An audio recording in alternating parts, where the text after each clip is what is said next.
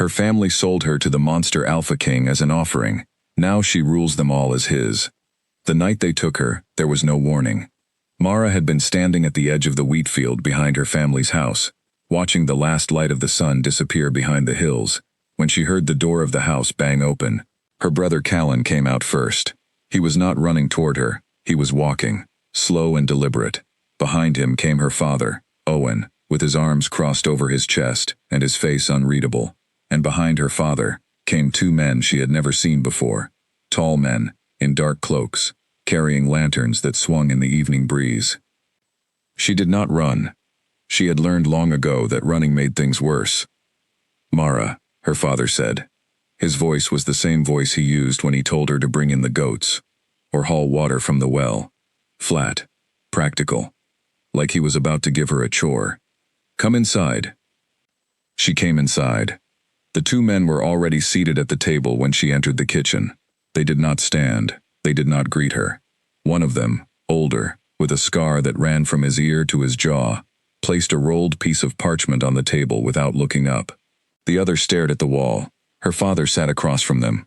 Callan stayed near the door, leaning against the frame with his arms folded, not meeting her eyes. "Sit down," her father said. She sat. The older man finally looked at her. He had pale, watery eyes that did not carry warmth or cruelty. Just a kind of emptiness, like he had delivered news like this too many times to feel anything about it anymore. "The blood moon falls in 4 days," he said. "The village of Ashenvale owes its tribute." Mara had heard of the blood moon tribute. Everyone in Ashenvale had. It was told in low voices around fires, passed from parents to children as a kind of warning, a kind of explanation for why their village was still standing when others nearby had crumbled. 3 generations ago, the story went, the Alpha King of the Northern Pax had come down from his mountains and offered the villages of the lowlands a choice: send one woman every 10 years as an offering, or face the consequences. The elders had agreed. The village had survived. That was the whole of the story, as Mara had always heard it. She had never paid very much attention to it. She had never thought it would have anything to do with her. "We drew the name this morning," the older man continued. "The lot falls to the Voss family." Mara looked at her father. Owen Voss did not look at his daughter. He looked at the table. "There are 3 daughters in the Voss family," the man said. "Your 2 older sisters are married with children. The council has determined that an unmarried woman is the appropriate offering." The word offering sat in the air of the kitchen like smoke. Mara said nothing. Not because she had nothing to say, but because she understood, in that moment, with a clarity that was almost physical, that nothing she said would change this. Her father had already agreed. Callan had known before she came inside. This meeting was not a conversation. It was a notification. "She will be ready," her father said. The 2 men rose, rolled up their parchment, and left. The door closed. Mara and her father sat across from each other in the kitchen. The candle between them flickered. "Papa," she said. "It is done," he said. He stood, pushed his chair back, and walked toward the stairs. "Your mother will help you pack in the morning." He went upstairs. Callan left through the back door without a word. Mara sat alone at the kitchen table for a long time. Outside, the wheat field rustled in the wind. The candle burned lower. She did not cry. She had not cried since she was 9 years old, the year she understood that tears in this house were treated as inconveniences rather than feelings, and she had simply stopped producing them. What she felt instead was something colder and quieter than grief. It was the specific, bone-deep ache of being the person in a room that everyone else has already made their decision about. She had felt it before. At 15, when her father sold her horse without asking, because the money was useful. At 17, when her older sister Petra's wedding feast used the flour Mara had spent 2 months saving, and no one thought to mention it to her in advance.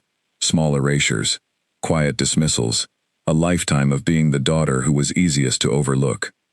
She supposed, in the end, this was only the largest version of all those smaller ones. She blew out the candle and went to bed. Her mother, Elise, was waiting in her room. She was sitting on the edge of Mara's narrow bed, with her hands folded in her lap, and when Mara came in she stood quickly, like she had been caught at something. For a moment Mara thought her mother was going to say something real, something that acknowledged what had just happened in the kitchen, something human. "I washed your gray dress," her mother said. "It is the best one. I thought you might want to wear it when you go." Mara looked at her mother's face. She looked for something there, guilt or grief, or even the quiet dignity of a woman who had fought for her daughter and lost. She found a kind of pleading, nervous helpfulness instead. Her mother needed to be doing something. She needed to be useful. Packing was useful. Laundry was useful. Feeling things was not. "Thank you," Mara said. Her mother nodded quickly, relieved to have been thanked, and left the room. The next 4 days passed with a surreal, underwater quality. Life in the Voss house continued more or less normally. Her father spoke to her at meals about practical things: the weather, the harvest, the neighbors. Her brother Callan ignored her with the particular focused effort of someone who was avoiding a thing, rather than simply not noticing it. Her mother moved around her in tight, apologetic circles, doing small, helpful tasks that required no conversation. No one said, "We are sorry." No one said, "We tried to find another way." No one said anything at all that mattered. The village, for its part, watched. Ashenvale was a small place. Everyone knew. When Mara walked through the market the day before the tribute, people looked at her in that sideways way that people look when they want to observe something without being seen doing it. One woman, old Nora, who sold dried herbs from a basket and had always been kind to Mara in a vague, distant way, reached out and pressed a small bundle of lavender into her hand without speaking. Her eyes were wet. Mara thanked her and kept walking. She did not let herself feel the lavender as kindness. Kindness was not the same as help. On the morning of the 4th day, she was dressed in the white ceremony clothes the tribute collectors had left. A long, plain dress of white linen that smelled like cedar and something else, something faintly medicinal, and her hair was brushed and pinned by her mother's hands. Elise worked in silence, her fingers careful and gentle in a way they had rarely been when Mara was small, and Mara sat very still and stared at her own reflection in the old mirror above the washstand and thought about nothing at all. 2 attendants from the Alpha King's court arrived at sunrise. They were different from the men who had come to deliver the news. These were women, both of them, in dark gray traveling clothes, with horses and a covered carriage, waiting at the end of the dirt road. They did not speak much. They checked that Mara had no weapons hidden in her dress. They asked if she needed water for the road. She said yes. They gave her a canteen. Her family came to the door to see her off. She had thought, in the middle of the night, lying awake in her narrow bed listening to the house breathe around her, that this moment might undo her, that she might reach the door and see her father's face, and lose control of the cold, quiet thing that had been keeping her upright since the kitchen table 4 nights ago. She had wondered, in the dark, if she would beg, if something animal in her would rise up and demand that they reconsider, that they see her, that they choose her over their own comfort for once. She reached the door. Her father stood in the frame, tall and weathered and familiar, his hands hanging at his sides. Callan stood a step behind him. Her mother hovered near the back of the entrance hall, clutching a shawl around her shoulders. Mara looked at her father. "Goodbye, Papa," she said. He nodded once. "Travel safely." She turned and walked to the carriage. She did not look back, not because she was being strong, and not because she was performing strength for anyone watching, but because there was nothing behind her she needed to see. The carriage door closed. The wheels began to turn. The village of Ashenvale moved past the small window and then was gone, replaced by fields, and then forest, and then the long road north toward the mountains. Mara sat with the canteen in her lap and the smell of cedar and medicinal linen around her, and watched the trees go by. One of the attendants sat across from her. She had introduced herself as Nevin. She was perhaps 30, with a composed face and quick, intelligent eyes. "Have you eaten?" Nevin asked after the first hour of silence. "Not this morning," Mara said. Nevin reached into a bag at her feet and produced bread and a small wedge of hard cheese. She passed them across without ceremony. Mara ate.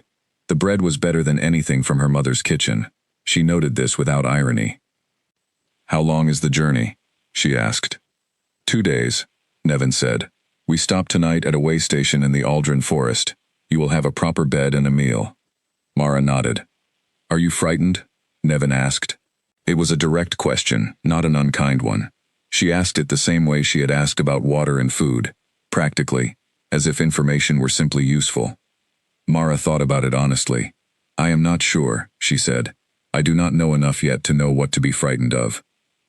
Nevin looked at her for a moment, then she said, That is a sensible answer, and returned to looking out her own window. They traveled through the day. The road climbed steadily as the hours passed. The forest thickened. The air grew cooler, sharper, carrying a clean smell of pine and stone that was entirely unlike the flat, warm, grain smell of Ashenvale. Mara breathed it in, and found, to her own slight surprise, that it did not feel like a bad smell. It felt like something new, which was not the same as something terrible. The way station was a long stone building, set back from the road, staffed by two quiet men, who clearly served the Alpha King's court, and were accustomed to not asking questions. Mara was given a room to herself, small but clean, with a decent fire already burning, and a proper meal on a tray. She ate everything on the tray. Then she sat by the fire and spent a long time doing what she had done all her life when she needed to think clearly. She made a list. She had no paper, so she made it in her head. She did not know what the Alpha King looked like. She did not know what he expected of her. She did not know whether the old stories were true, the ones that said he was enormous, ancient, and completely without mercy, a being made more of old war than of anything human. She did not know whether the women who had been sent before her were alive, or dead, or something in between. What she did know, she was 22 years old. She was in good health. She was not easily frightened, not because she was exceptionally brave, but because she had spent her entire life in a house where showing fear meant giving other people permission to dismiss you faster. She was good at reading rooms and reading people. She was good at finding what was wasted and making it useful. She was good at being quiet in a way that other people forgot about, and at noticing things because of it. These were not heroic qualities. She had never thought of them that way. They were just the tools she had built for surviving the particular life she had been given. She would bring them with her. They were all she had. She went to sleep earlier than she usually did, and slept better than she had expected to. In the morning, Nevin knocked on her door with hot tea and more of the good bread, and they were back in the carriage by the time the sun had fully risen. The road climbed more steeply now. The trees thinned. The mountains grew ahead of them, massive and gray and permanent. And at their feet, visible first as a dark shape against the pale morning sky, sat the Obsidian Keep. It was not what she had imagined. She had imagined something grim and rotting, something built for cruelty, all jagged edges and broken towers. What she saw instead was a fortress that looked like it had grown out of the mountain itself, immense, old, and with a kind of severe beauty to it, the way ancient things that have survived everything can be beautiful simply by existing. Its walls were dark stone, almost black, but in the morning light they caught a deep blue sheen that she had not expected. Banners flew from the upper towers. There were lights in the windows. There were people moving at the gates. It looked, impossibly, like a place where people lived. The carriage passed through the outer gates and into a courtyard that was already busy with the morning's activity. Stable hands moved between horses. A woman crossed the yard with an armful of documents. A group of men in dark training clothes jogged past in a loose formation, disciplined and focused. Two soldiers at the inner door straightened when the carriage stopped. Nevin helped her out of the carriage. Mara stood in the courtyard and looked around. The cold air hit her fully now, clean and sharp, and the sounds of the keep surrounded her. Hooves on stone, voices calling, the distant ring of iron. No one looked at her with the sideways village stare. No one looked at her much at all. Everyone was occupied. Everything was already in motion. The Obsidian Keep was a working place. It did not pause for her arrival. She found, standing there in the courtyard, with the cold mountain air in her lungs and the dark stone walls rising around her, that this was almost a relief. "Come," Nevin said. "The king will receive you this evening. Until then, I will show you your rooms." "This evening?" Mara said. "He has matters to attend to this morning," Nevin said, and started walking. Mara picked up her small bag and followed her. She was not a sacrifice, arriving to meet her end. She told herself this clearly, firmly, as she walked through the corridors of the Obsidian Keep for the first time, past stone walls hung with old tapestries, past doors that opened onto rooms full of people working, past the sounds and smells of a kingdom that was simply getting on with the day. She was a woman who had been handed to a stranger by the people who were supposed to protect her. That was true. It was a hard truth. But she was also still standing. She was still thinking. She was still making lists in her head and observing rooms and noticing things. She had been given to a monster. But she was not, she decided, going to behave like prey. The room Nevin showed her was in the east wing, up 2 flights of stairs, with a window that looked out over the mountain valley below. It was 3 times the size of her room at home. The fire was already lit. There were clean clothes folded on the chair. Dark, practical, her size. She set her bag down. She walked to the window. She looked out at the valley for a long time. Then she turned, sat on the edge of the bed, and began to plan.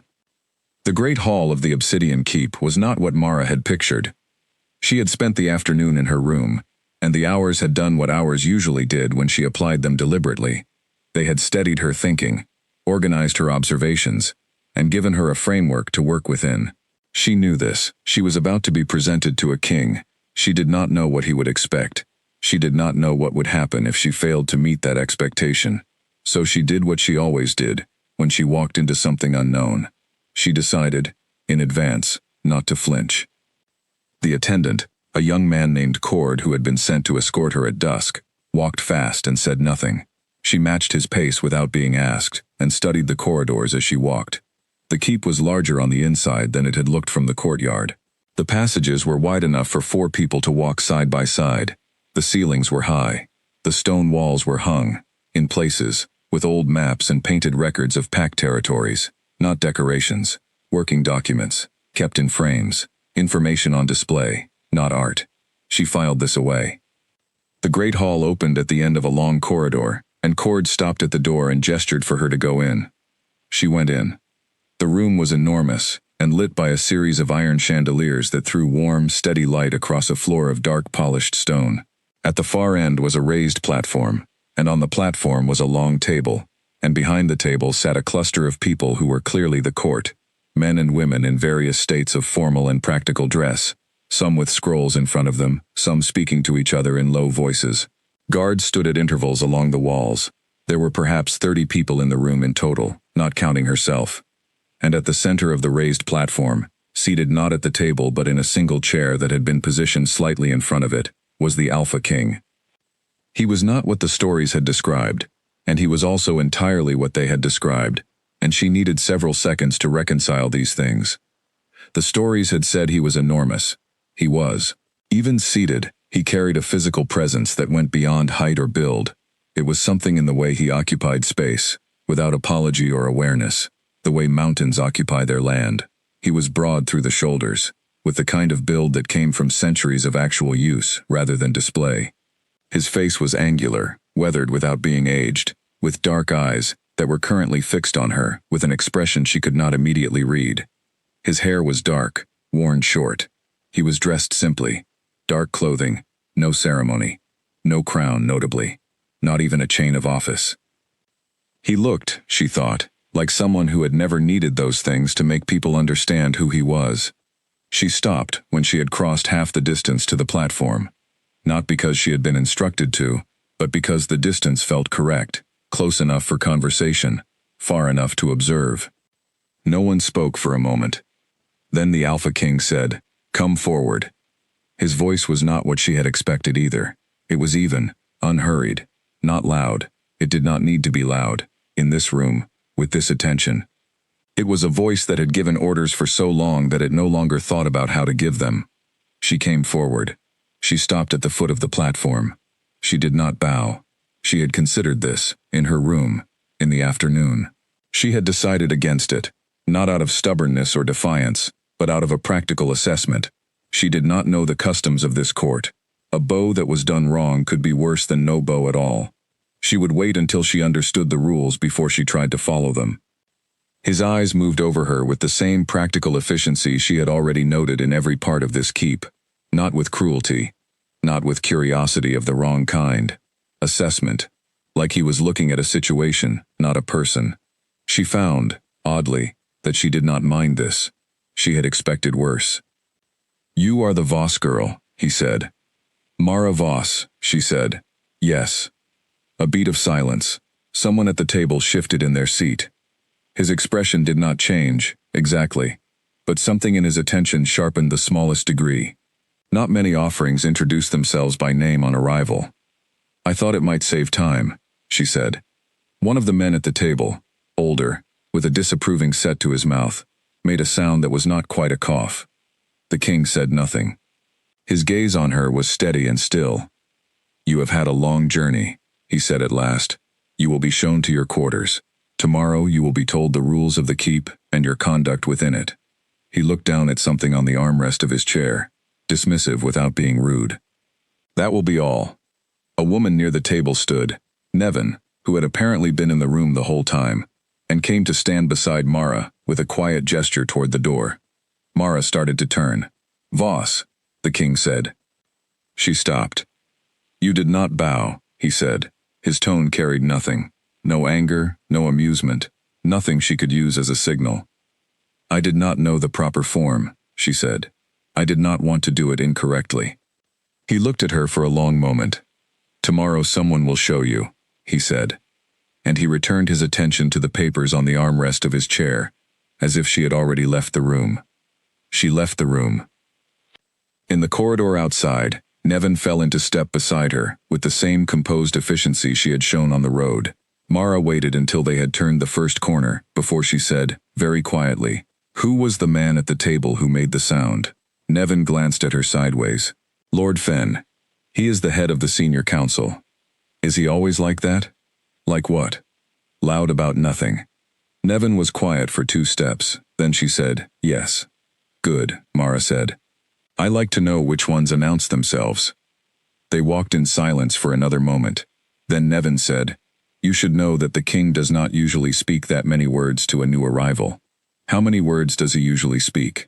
"None," Nevin said. "Generally the introduction is handled by a court official, and he does not attend at all." Mara thought about this. "What does that mean?" she asked. "I do not know," Nevin said. "That is why I am telling you." The days that followed were a kind of immersion. The keep had rules, dozens of them, some formal and some simply the internal logic of how a large, functioning place ran, and Mara applied herself to learning them the way she had applied herself to everything useful in her life, quietly, thoroughly, and without drawing attention to the process. She learned where things were. She learned who did what. She learned the rhythms of the keep as it moved through its days, what happened at what hour, who answered to whom, where the decisions were actually made versus where they were performed.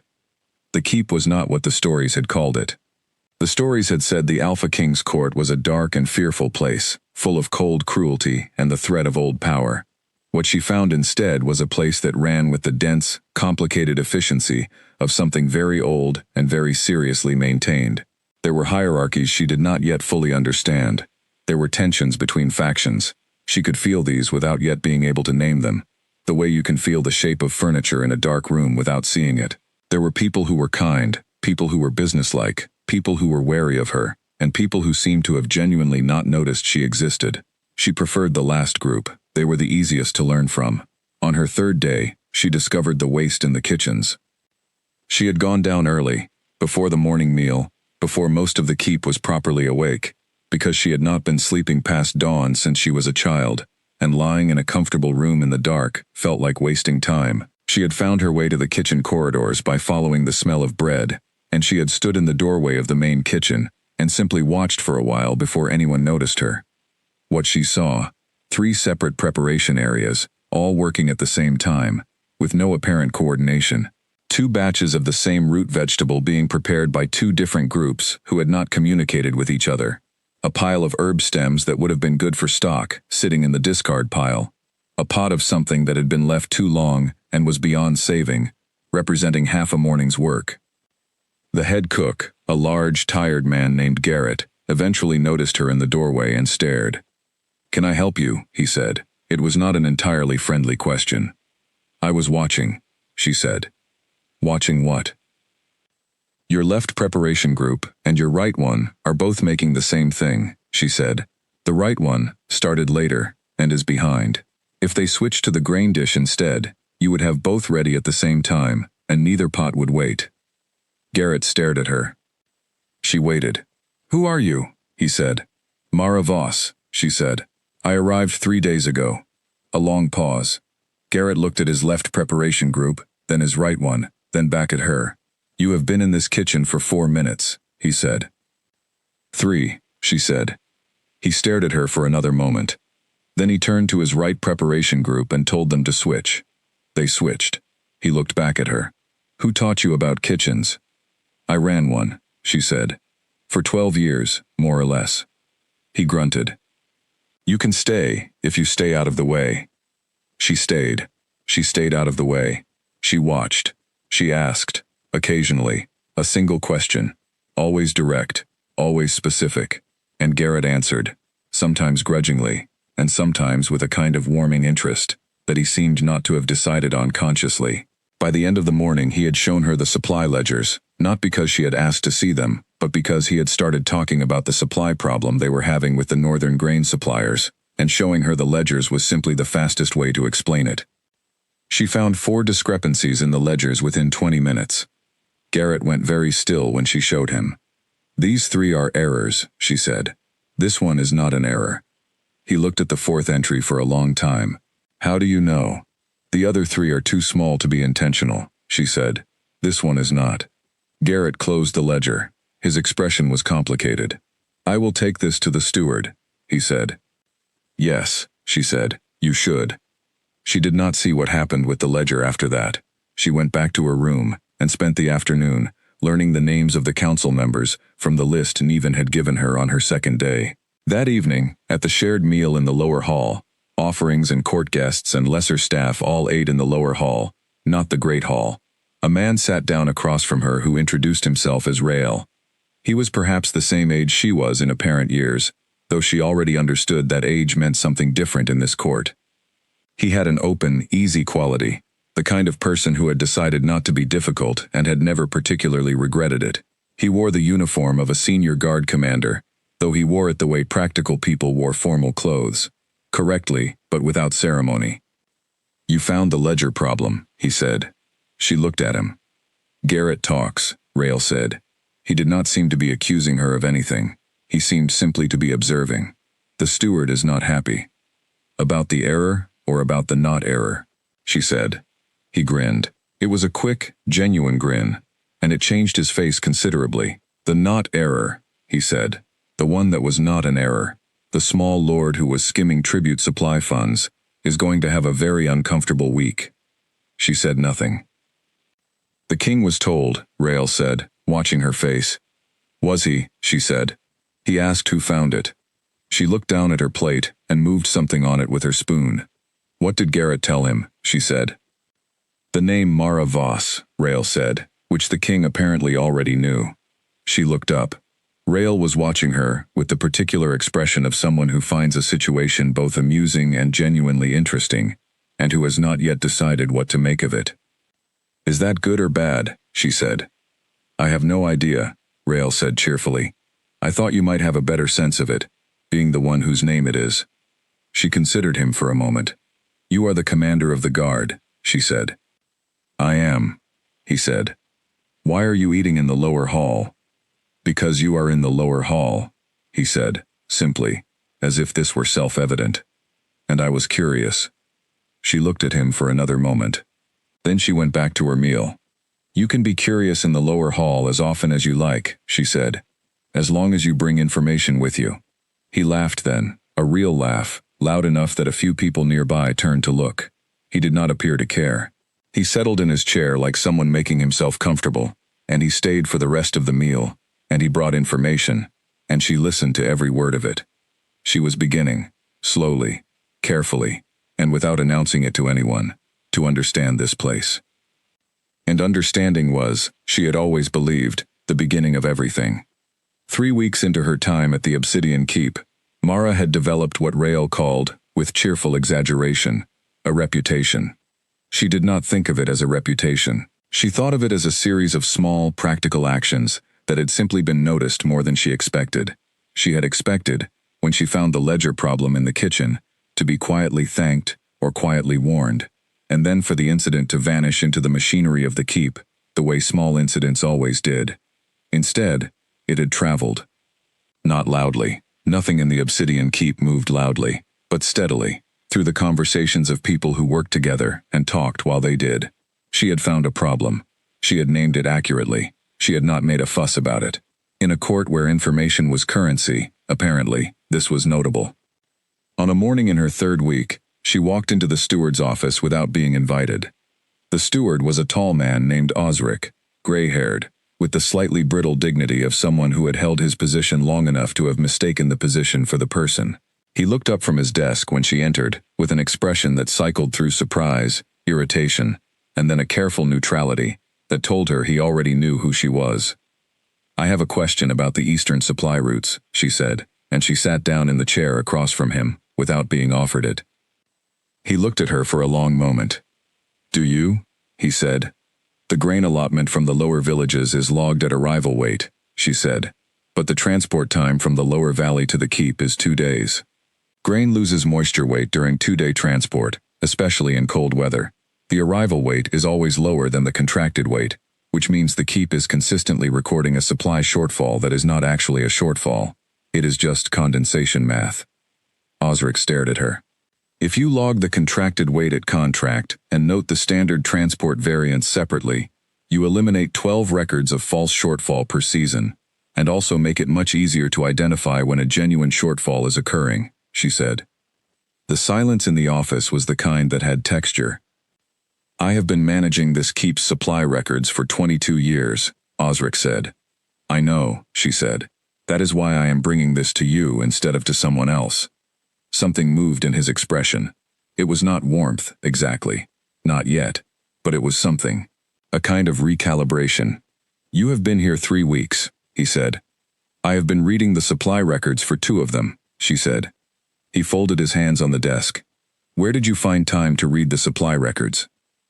"The library is open in the evenings," she said, "and the supply records are on the lower shelves, which I could reach without a ladder." Another silence.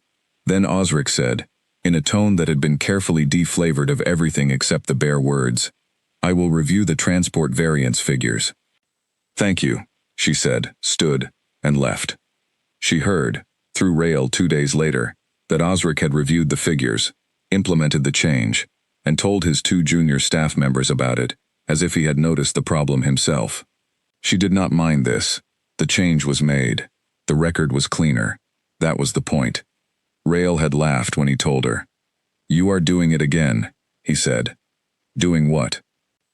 "Making the keep work better and giving someone else credit for it." "I am not giving anyone credit," she said. "I am simply not fighting over it." "That is the same thing," he said, "in this court." She thought about that. She was sitting across from him in the lower hall, which had become, over the 3 weeks, something approaching their regular arrangement. Not by agreement exactly, but by the simple fact that he kept sitting there, and she kept talking to him, and it was useful to have someone who knew the court, and was willing to say things plainly. Rail was, she had determined, genuinely without agenda in his interest in her. He found her interesting, the way a person finds an unusual bird interesting, not to possess it, but to observe it, to see what it would do next. She found this restful. Most interest carried want inside it. "How many people know about the supply records?" she asked. He considered. "Osric and his staff, the king's spymaster. She knows everything, eventually. And the king himself, I would guess, if she has reported it." "Does she report things like that?" "She reports everything," Rail said. "That is what spymasters do." Mara ate for a moment. "What is the king's spymaster's name?" she asked. "Fen," he said. "She is small. She dresses plainly, and she is almost certainly in this room right now." Mara did not look around the room. "How do you know she is in this room?" "I do not," he said. "But the odds are good." She thought about this for a moment. On her 4th week in the keep, she was called to the king's study. She had not been there before. Cord came for her after the midday meal, same quick walk, same silence. She followed him up 2 floors above where she had been, through a part of the keep that felt older and quieter. Fewer people in the corridors, thicker walls, a different quality to the light from the narrow windows. Cord stopped at a plain wooden door, knocked once, and stepped back. "Enter," came from inside. She entered. The king's study was not large. This surprised her. She had expected grand proportions, and instead found a room that was densely functional. Bookshelves on 3 walls, a wide desk covered in maps and documents, a fire that was burning for warmth rather than ceremony. The king was standing at the window when she came in, not seated at his desk. He turned when she entered. "Close the door," he said. She closed it. He gestured toward a chair near the desk, a plain chair, no more comfortable than the ones in the lower hall, and sat on the edge of his desk in a way that suggested he did not stand on ceremony in this room, which was, she thought, probably the point of this room. "You have been in this keep for 4 weeks, he said. "Yes," she said. "In that time, you have corrected a supply ledger fraud, identified a moisture weight accounting error that has been compounding for 11 years, and reorganized the kitchen's morning preparation schedule."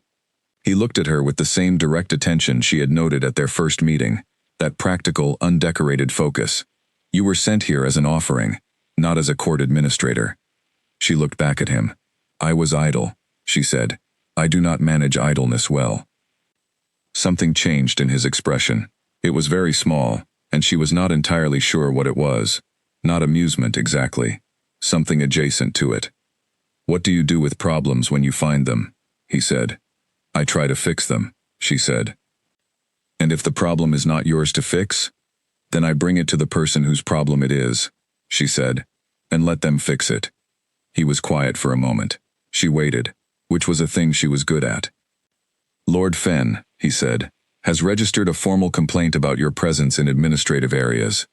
She said nothing. "He believes an offering has no business in the working sections of this court," the king continued. His tone was perfectly even. It was impossible to read what he thought of the complaint from his voice alone. "He has requested that you be restricted to the East Wing residential quarters." "And what do you think?" she said. The room went very still. She was aware, in the back of her mind, that this might have been too direct a question, that she might have misjudged the distance between them, which was still vast and unfamiliar. But she had asked it honestly, and she found she did not wish she had not. He looked at her for a long moment. "I think," he said slowly, "that Lord Fenn has 17 other complaints filed this season, 8 of which are about things that inconvenience him personally, and none of which have yet resulted in action." She understood. She said nothing. "However," he said, "Lord Fenn is not entirely wrong, that your position here is undefined." He stood from the edge of the desk and moved to the window again, looking out with his hands behind his back. "The offerings are not prisoners. They are not staff. They are not guests in the ordinary sense. The pact does not specify what they are, exactly, beyond present." He paused.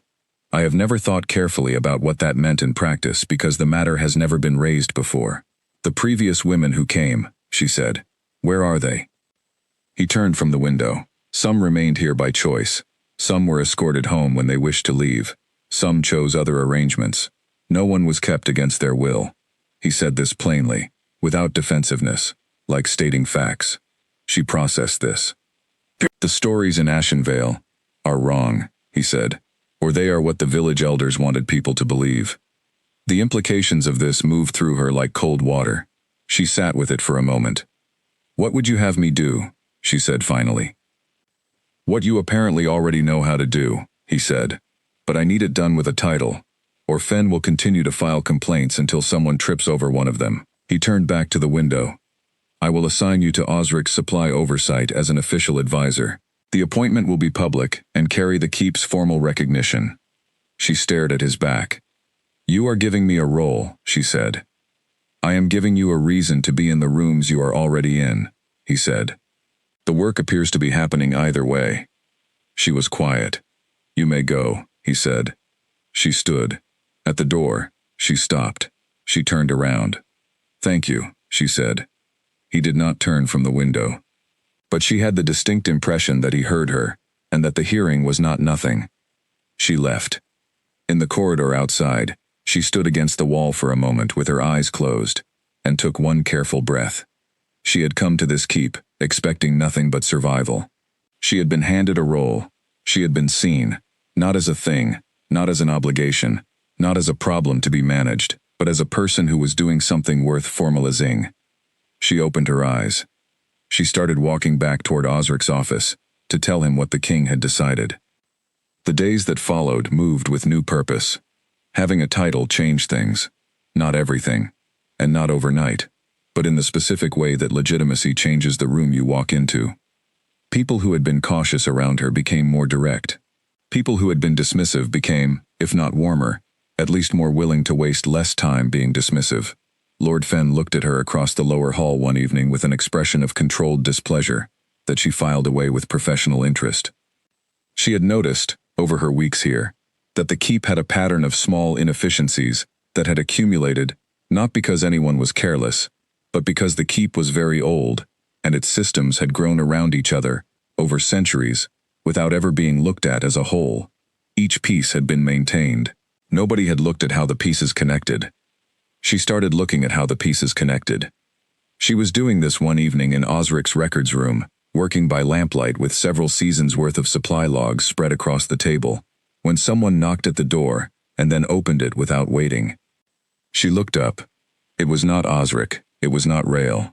It was a woman she had seen before but not yet spoken to, small, dressed in plain dark clothes, with a composed face, and eyes that were the particular shade of careful that told Mara this was someone who noticed everything and said very little about it. "Fen, the spy master. You are Mara Voss," the woman said. She said it the way people say things they already know to be true. "Yes," Mara said. Fen came into the room, looked at the supply logs spread across the table, and then looked at Mara. "You have been here 5 weeks," she said. "Yes," Mara said. "In 5 weeks," Fen said, "you have made yourself necessary." Mara looked at her. "I do not know if that is what I have done," she said honestly. "I do," Fen said. She picked up one of the supply logs, looked at it for a moment, and set it back down. "You should know something about this court. Making yourself necessary is the most dangerous thing you can do here. It means people will want to use you, and it means other people will want to remove you." Mara held her gaze. "Lord Fen." "Fen is not the only one," Fen said. "He is simply the loudest." She moved toward the door, pausing with her hand on the frame. "I am telling you this not to frighten you. I am telling you because you are smart enough to be worth warning, and warnings are more useful before you need them than after." "Thank you," Mara said. Fen looked at her for a moment. "Do not thank me yet," she said. "I am also watching you." She left.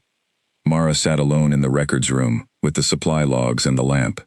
She thought about what Fen had said. Then she went back to the logs. She had known, since the first night in Ashenvale's kitchen when her father had announced her fate without looking at her, that she was navigating something that could go badly. She had always known it. But she had also known, since that same night, that the only version of this that she had any control over was the one where she did not stop moving, where she did not wait for permission, where she did not make herself small and hope that smallness protected her. She had tried invisibility. She had tried being quiet and useful and unremarkable in a house that did not want her to be remarkable. It had not saved her. She had been sold anyway. So she was done with smallness. Let Fen be unhappy. Let the court watch. Let Fen report whatever she needed to report to the King's Council. Mara would do the work she could see needed doing, and she would do it well, and she would be exactly who she was, and she would see what this place and its ancient, silver-eyed king made of that. She turned the page of the supply log. She kept working. It happened on a night when neither of them had planned for anything to happen at all. Mara had been working late, later than she usually did, which was already late by the keep's standards. She had been in the upper records room with a stack of territorial boundary documents she had been cross-referencing with the supply route maps, trying to find the source of a recurring discrepancy in the northern sector reports. The discrepancy was small, a consistent undercounting in the northern villages' reported grain yields, small enough to be clerical. Too consistent to be. She had lost track of time in the way she always lost track of time, when something had her full attention. The lamp had burned down twice. She had refilled it once without really noticing. The stone corridors outside the records room had gone fully quiet, which meant it was well past the change of the second night watch. She was stacking the documents back into their correct order when she remembered that the map she needed to return was not a supply route map, but a military deployment record from 6 months prior, and the military deployment records were kept in a separate room, the King's War Room, 1 floor up, which she had walked past many times but had never been inside. She had not thought about this very hard. This was, she would later think, the thing about late-night work. It unwound the caution that the daylight hours kept properly wound. She took the map. She went upstairs. She found the room, which was not locked. She would think about this later too. And she went in. The king was inside. She froze. He was not alone, or rather he had not been alone. She could tell this immediately, because there were two other people in the room, who were clearly already in motion toward the door, gathering their documents with the practiced efficiency of men who understood that a meeting had just ended. They passed her on their way out, with the quiet deference of people accustomed to quickly reading situations. The door closed behind them. She was alone in the war room with the Alpha King. He was standing at the central table, which was large and covered in a detailed terrain map of the Northern Territories with small carved markers positioned at various points. He had clearly been in the middle of something operational. He looked at her. She looked at him. She held up the map she was carrying. "I needed to return this," she said. "I did not know anyone was here." He looked at the map. "That is a 6-month-old deployment record," he said. "Yes," she said. "I was using it to cross-reference with the grain yield reports from the northern sector. There is a consistent undercounting pattern that lines up with the patrol rotation schedule in ways that I think are significant." She paused. "I will leave it here and explain the discrepancy in the morning." She set the map on the corner of the table nearest to her and turned to go. "Explain it now," he said. She turned back. She came to the table. He was on the opposite side, and the terrain map was between them, and she leaned forward slightly and pointed to the northern cluster of village markers. "These 5 villages," she said, "their reported grain yields have been consistently low for the past 3 harvest seasons. Not dramatically, just under what the land and the weather patterns would predict. Not enough to register as a formal shortfall, but consistent." "We know," he said. His voice was neutral. "We have been watching it." "The interesting part is the timing," she said. "The undercounting is worst in the months that correspond to the reduced patrol presence here. And here." She pointed to 2 pass markers on the terrain map. "When the patrol rotation is lighter, the yield reports come in lower." He looked at the points she had indicated. His face was very still with the quality of attention she had come to recognize, the kind of concentration that meant something was being considered seriously. "You are saying the numbers are being changed during light patrol periods," he said. "I am saying the pattern exists," she said. "What the pattern means is above my knowledge." He looked at her. "It means someone in those villages is sending supplies elsewhere during the gaps in patrol coverage," he said. "We have suspected it for some time. We have not been able to prove it." She held his gaze across the terrain map. "The ledger discrepancies could prove it. The pattern is there in the numbers, if you build the comparison correctly." He said nothing for a moment. Then he said, "Show me." She showed him. She talked him through the methodology she had been using, which supply documents she had drawn the pattern from, which seasonal records established the baseline yields, how she had cross-referenced against the patrol rotation schedule. She was not a military strategist, and she did not pretend to be, but she understood documents and patterns in documents, and she laid the logic out plainly and let him see it. He listened without interrupting. He asked 2 questions. Both were precise. At some point in this, she was not sure exactly when, she became aware that they were standing fairly close together, on the same side of the table, because she had come around to show him the exact documents, rather than talking across the width of the map. She became aware of this in the way you become aware of a sound you have been hearing for a while, but not consciously registering, suddenly, all at once, and with the distinct sensation of having been not aware for longer than you should have been. And then something else happened. She could not have described it accurately. She would try, much later, and she would fail, and she would eventually give up trying to find language for it because the language kept being insufficient. What happened was this. Something moved in the air between them. Or maybe not in the air but in whatever more interior place she carried herself. A shift, a pull. The specific feeling of gravity changing its direction slightly, so that for a moment, the most natural thing in the world seemed to be the person beside her, rather than the map in front of her. She went very still. She felt him go still too. For several seconds neither of them moved. She was aware of him, with a completeness she had not been aware of anyone in a very long time, not with fear, not with suspicion, but with that particular, almost painful clarity that meant something was happening, that she did not have a category for yet. She took one careful step back. She looked up. He was looking at her. His expression was different from any expression she had seen on him before. The practical assessment was still there, but underneath it, or alongside it, was something she could only call recognition, the kind that comes not from knowing a face, but from knowing something more essential, and finding it where you did not expect to find it. He took a step back too. They were no longer standing close to each other. The air in the war room was very still. He looked down at the terrain map. She looked at the map too. The carved markers sat in their positions. The northern villages were small circles of dark wood on the painted terrain. Everything that had just happened between them was invisible on the surface of anything in this room. "I will have the patrol schedule adjusted," he said. His voice was completely even. If she had not been paying the kind of attention to him that she had been paying, she might have thought nothing had happened.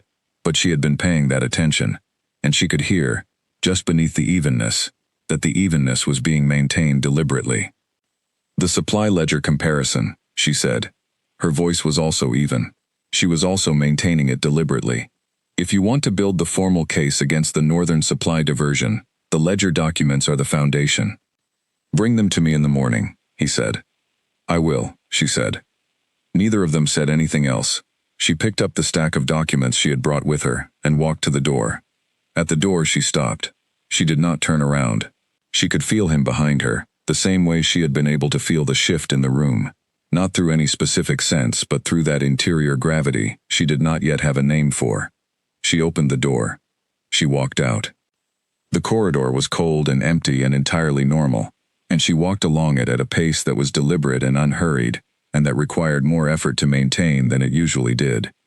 In her room, she stood at the window for a long time.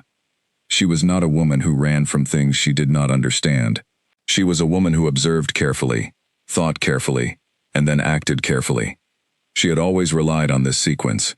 It had never failed her, because it did not allow for failure. It was a closed loop. Observation to thought to action. No room for wild leaps or unexamined impulses. What had happened in the war room had felt like something that existed outside that loop entirely. She did not know what it meant. She also could not pretend it had not happened. She went to bed. She lay in the dark and stared at the ceiling and made her list, because making lists was what she did when the ground moved. What she knew, something had shifted, and she had not shifted it alone. What she did not know, everything else. What she could do about it tonight, nothing. She closed her eyes and waited for sleep, which came eventually, and was not particularly restful. And when she woke in the morning, the first thing she thought of was not the northern grain yield discrepancy or the supply ledger comparison. She thought of the war room. Then she got up, dressed, gathered the ledger documents she had promised, and went to find out what the morning would do with all of it.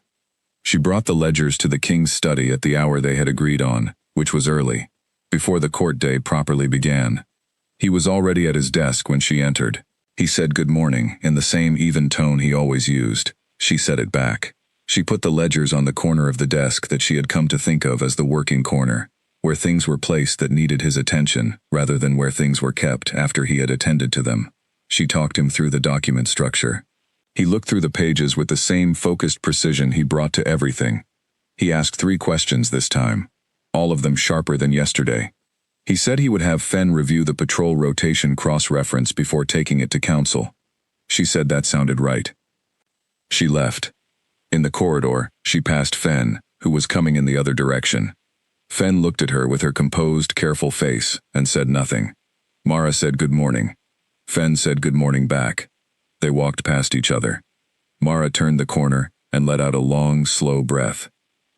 She was not going to think about the war room while she was doing work. She was going to do the work, and she was going to do it well.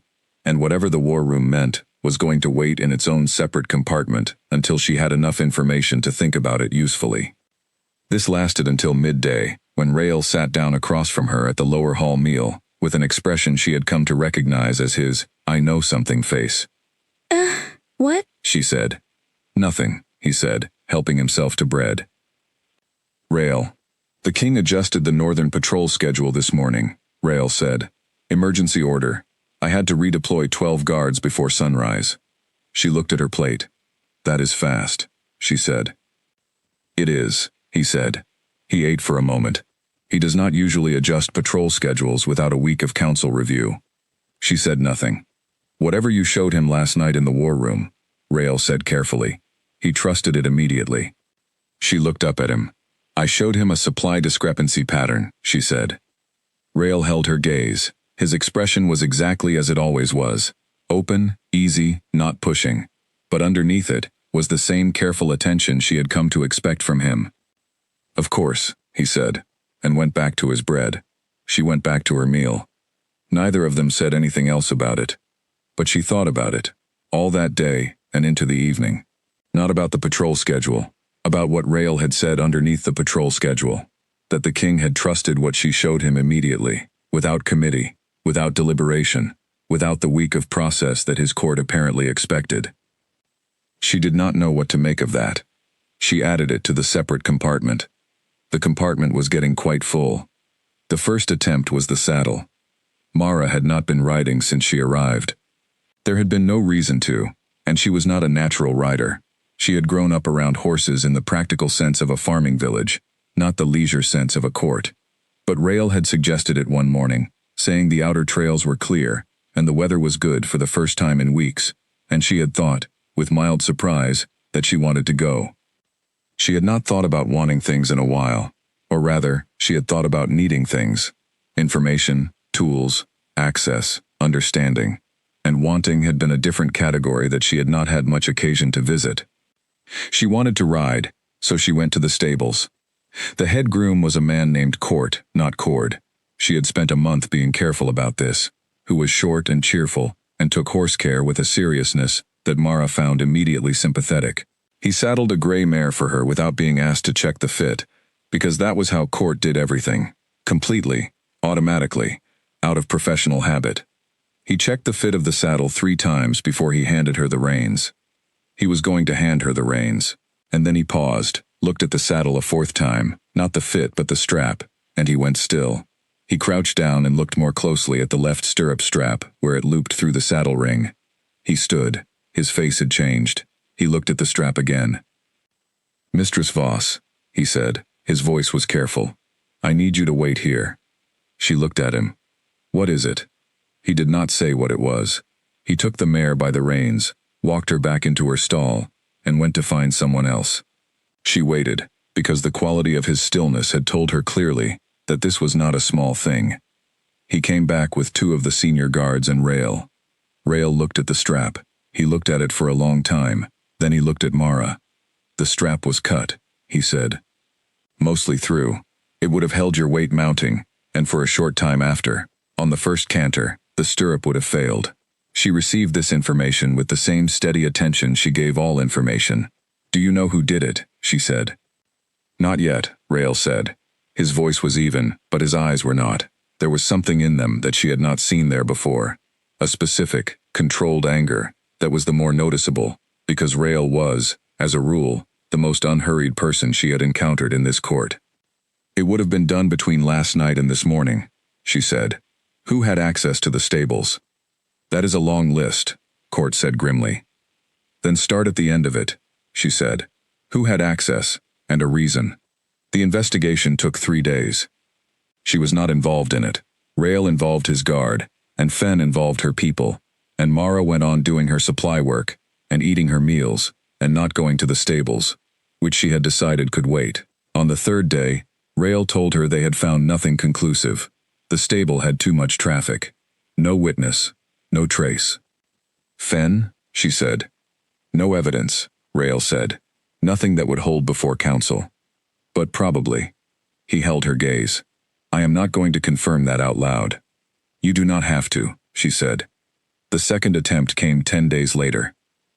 She had been having tea in the early morning in the small room off the East Wing corridor that had become, through repeated use, informally hers, not assigned, just consistently available, and consistently used, which in a place as old and routined as the keep, amounted to the same thing. Nevin brought her tea every morning. This was not a task Nevin had been formally given. It had simply developed out of Nevin's general composed helpfulness and Mara's habit of being in the room at that time. On this particular morning, Nevin brought the tea, and then went still in the doorway. Mara looked up. Nevin's face had the specific quality of a person who has just noticed something and does not wish to make a sudden movement. "What is it?" Mara said. "There is something in the tea," Nevin said. Very quiet, very level. Mara looked at the cup. The tea was dark, the same color as always. "How do you know?" she said. "The smell is wrong," Nevin said. "By a small amount. But I prepared 100 of these cups last season, and I know what they should smell like." Mara looked at the cup for a moment, then she pushed it aside and looked at Nevin. "Take it to Fen," she said. Nevin took it to Fen. Fen's people tested it. They came back with a conclusion. It was not dangerous in a single cup. Whatever had been added was something that built up in the body over time, something that would cause illness gradually, in ways that looked like natural weakness.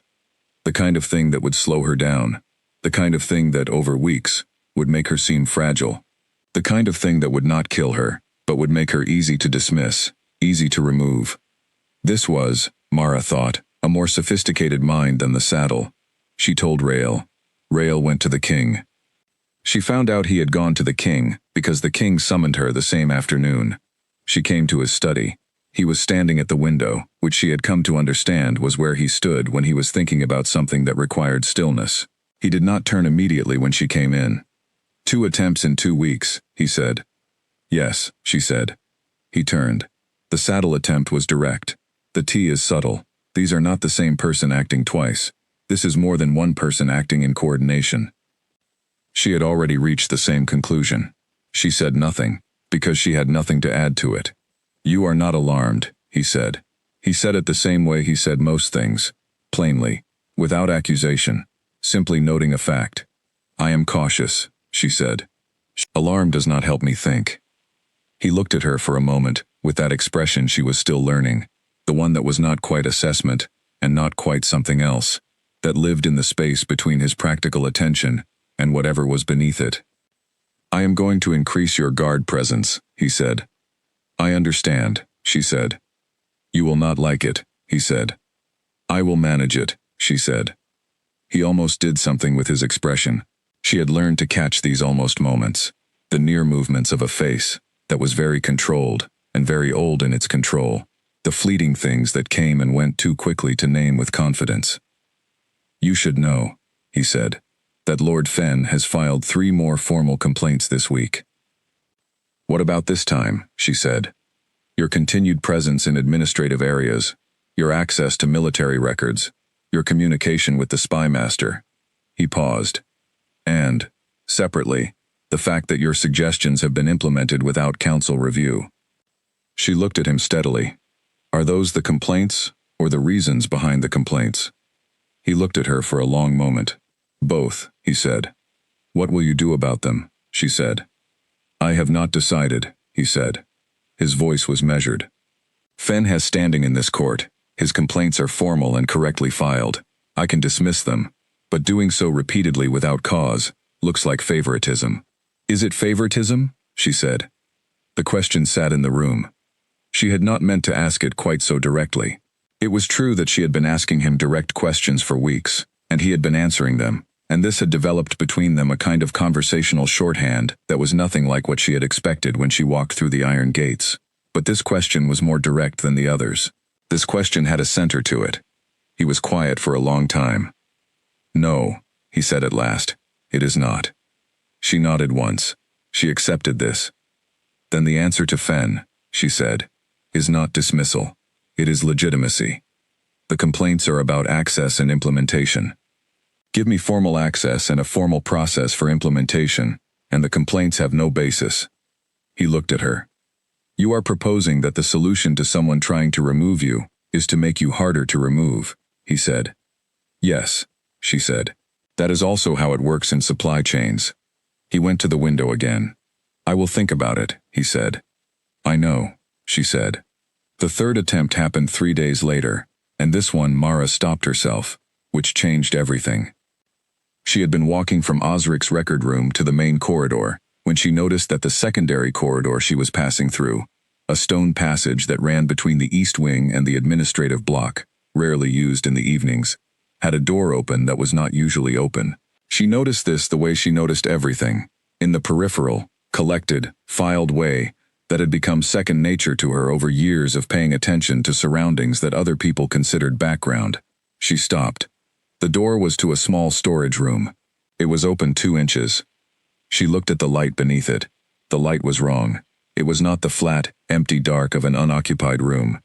It was the slightly warmer, less consistent dark of a room with someone in it. She did not go closer to the door. She turned around and walked back the way she had come, at the same pace she had been walking, without any visible change in speed or direction. She went back to Osric's record room, where the senior guard posted to her that week, a solid, quiet man named Breen, was waiting. "There is someone in the storage room off the secondary east corridor," she said, "the third door." Breen looked at her. "Are you sure?" "The light was wrong," she said. He went. He came back 20 minutes later, with 2 other guards and a man who was being held firmly by both arms. Mara looked at the man.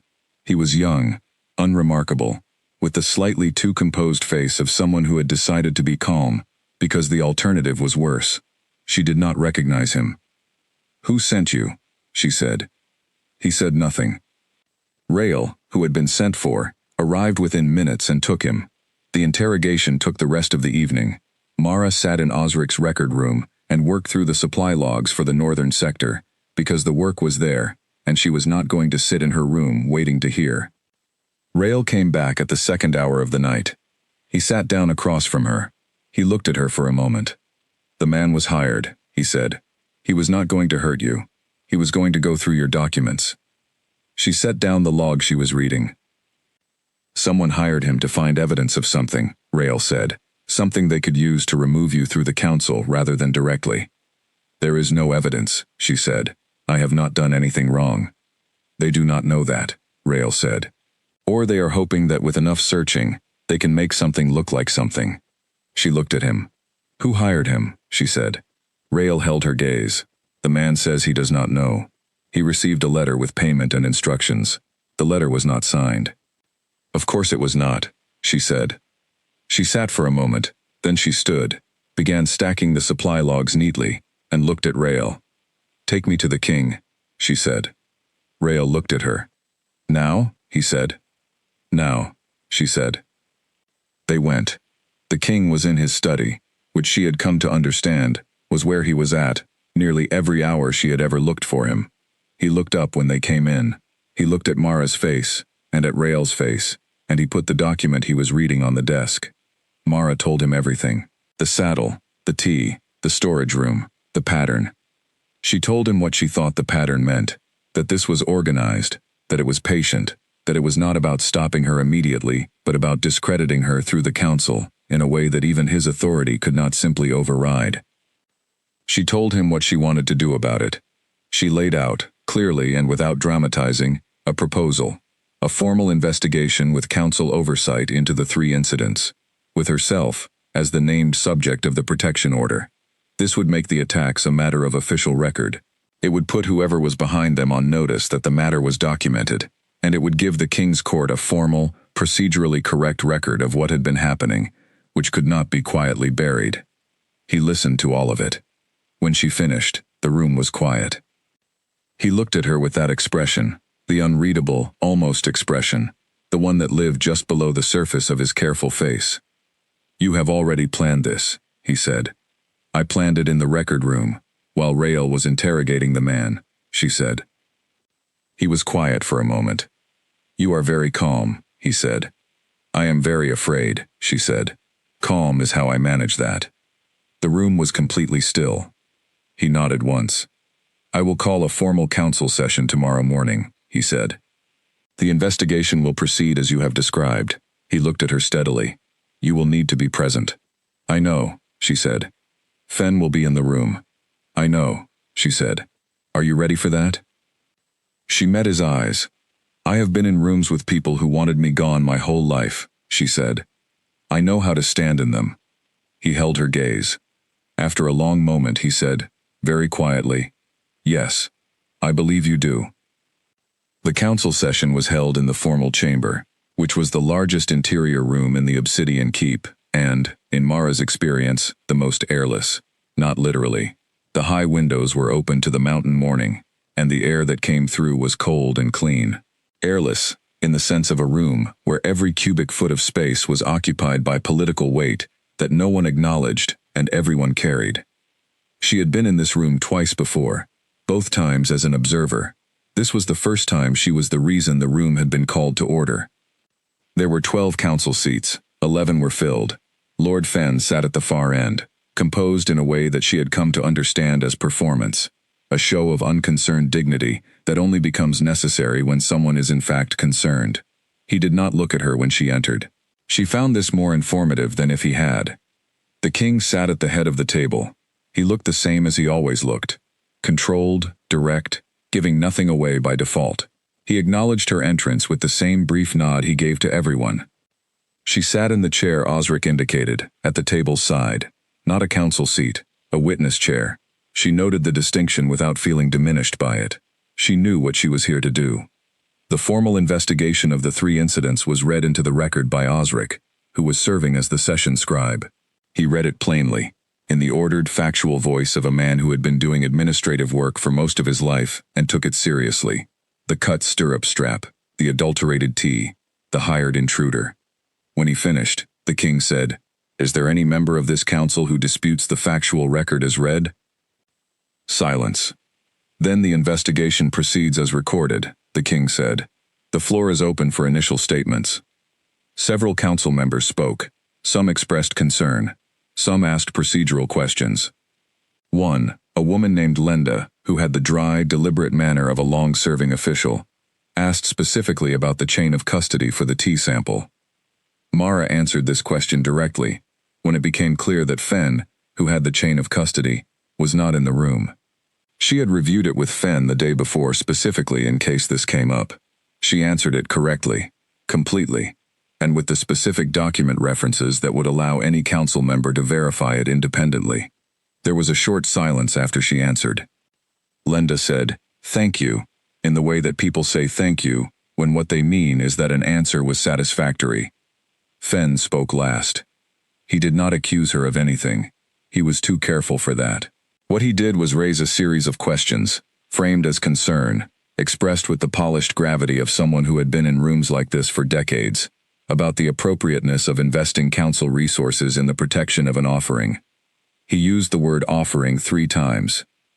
He mentioned, with careful regret, the complications that arose when informal arrangements in a court became formal ones. He expressed concern, twice, that the record being created today could be used as precedent. He said none of this directly. He said it in the particular way of a man who had learned, over a long political life, to be very clear about something while saying something else. When he finished, the room waited. The king looked at Mara. She had been waiting for this. She had been sitting in her witness chair throughout the session, with her hands folded on the table in front of her, and her attention distributed evenly around the room, tracking what each person said and did not say, and what each silence meant. She had been preparing what she was going to say since the morning. She said it. She said, "The concern Lord Fen has raised is a legitimate one, and I want to address it directly. The question is whether an individual holding the title of offering has standing in this court that warrants formal protection. I want to argue that the question is misdirected. The question before this council is not about my title. It is about 3 events that occurred within the walls of this keep. In each of those events, the target was irrelevant to the legal basis of the investigation. What matters is that someone in or with access to this court has engaged in deliberate interference with a member of the household. That is a matter of the keep's internal security. The standing of the individual targeted does not change the standing of the security concern." She paused. "If someone had cut the stirrup strap of a stable hand, we would investigate it the same way," she said, "because the security of this keep is not conditional on the title of the person being threatened." The room was quiet for a moment. Lenda said, "That is a correct reading of the security statutes." Fen said nothing. The investigation was formally opened. The council voted 9-2. She did not need to look at who voted which way to know that Fen was one of the 2. Afterward, in the corridor outside the chamber, Rael fell into step beside her. "You prepared that argument," he said. "I prepared several versions," she said. He glanced at her sideways. You knew he would raise it. He has raised a version of it every time I have come before this council, she said. I thought eventually I should answer it in formal language. The offering point, Rael said. He keeps going back to it. He keeps going back to it, because it is the most fragile thing about my position, she said. If my position is defined by that title, then everything I do is conditional on someone else's agreement. I needed to separate the two. Rael was quiet for a moment. They walked along the corridor that looked out over the mountain valley, and the morning light was coming through the arched windows in long pale bars. Where did you learn to argue like that? He said. She thought about it. I grew up in a house where the people who had formal authority were always going to win, she said. So I had to learn to work around the authority and address the thing underneath it. He nodded slowly. I have been doing that my whole life, she said. I just did not usually do it in a room with 12 people watching. He smiled at that, the quick, genuine smile she had come to find steadying in its reliability. You did well, he said, for what it is worth from me. It is worth something, she said. It was 2 days after the council session that Mara found the original pact. She had been doing what she often did in the late evenings, reading in the library, which was 3 floors down from the residential wing and ran the length of the north wall. The library was the oldest part of the keep still in daily use, its shelves filled with records and histories going back to the founding of the Pact territories. Its smell a particular combination of old stone and old paper that she had come, over the weeks, to find deeply comfortable. She had been looking for something specific, the recorded terms of the Blood Moon Pact. Not the version she had grown up hearing in Ashenvale, the original. She found it in a bound volume of territorial agreements from 3 generations prior. The binding was old and the pages were brittle at the edges, and the handwriting was a formal, careful script that took her a while to adjust to. She sat very still at the library table and read the document through once, then again. She sat for a long time after. The original pact was not about offerings. It was not about women. It was not about tribute in any form that she recognized from the stories told in Ashenvale. The original document was a treaty. It established a formal peace between the Alpha King and a council of 12 lowland settlements. It created a system of mutual protection. The pact would not pursue conflict with the settlements, and the settlements would maintain a diplomatic representative in the keep. The representative would serve a 10-year term. The representative would be chosen by the settlements and would have standing in the keep as a formal ambassador. The representative could be any person the settlements chose. Somewhere between the signing of this document and the night in Mara's family kitchen, the word representative had been replaced with offering, and ambassador had been replaced with tribute, and chosen had been replaced with drawn by lot, and the mutual protection had become entirely one-directional. The transformation had happened so gradually, and so thoroughly, that by the time it reached Mara, 3 generations had passed, and the version in Ashenvale was the only version anyone in that village had ever known. She carried the document upstairs carefully. She went directly to the king's study. She knocked. Enter. She entered. She put the document on his desk and stood back. He looked at the document. Then he looked up at her. She said nothing. He read. She watched his face as he read. She watched the place near his jaw that moved the smallest amount when something mattered to him. She watched his eyes track down the page and stop at the word representative and continue. He finished. He put the document down. He looked at her. You found this tonight? He said. Yes, she said. Did you know what you were looking for? I was looking for the original terms, she said. I was not sure what I would find. He was quiet for a moment. How long has this version been buried? She said. I do not know, he said. He said it plainly, without evasion. I knew the pact had changed over time. I did not investigate how far the change had gone. She looked at him. Why not? She said. The question was honest. It was not accusatory. She genuinely wanted to know. He was quiet for a long moment. When he spoke, his voice was even, but with that quality she had learned to read, the quality of a person saying something they had not said before. Because the pact had stopped mattering to me, he said. The settlement stopped being relevant to the keep's affairs 3 or 4 generations back. The offerings arrived. I ensured they were treated well, and had the option to stay or leave. I did not look at the machinery that produced them. She held his gaze. The machinery produced me, she said. He held her gaze back. Yes, he said, it did. The room was very still. Your family gave you away, based on a distortion of a document they probably never read, he said. His voice was careful and precise. Everyone in your village has been living inside a false version of an agreement for 3 generations. I know, she said. That does not make it easier, he said. She looked at him for a moment. He was, she thought, correct. It did not make it easier. It did not unsell her. It did not unname her on a lot she had not asked to be on. It did not take back her father's flat, practical voice in the kitchen, or her brother leaning against the doorframe, or her mother talking about the gray dress. But it clarified something. It separated the action of her family from the action of history, and it gave her somewhere to put each of them that was honest. What do you want to do with this? She said, nodding toward the document. He looked at it for a long moment. I want to be careful, he said. A document like this, brought forward now, will raise questions about every tribute that has been given over 3 generations. It will have consequences for the settlements and for this court. He paused. It will also have consequences for you specifically. Because I am the current representative, she said. Because you are the current representative who has been here long enough to have built a formal position, he said. This document does not change what you are doing here, but it changes what we can call it. She understood. Not offering, she said. No, he said. She looked at the document on his desk. 3 generations of a false word sitting in the silence between them, finally named.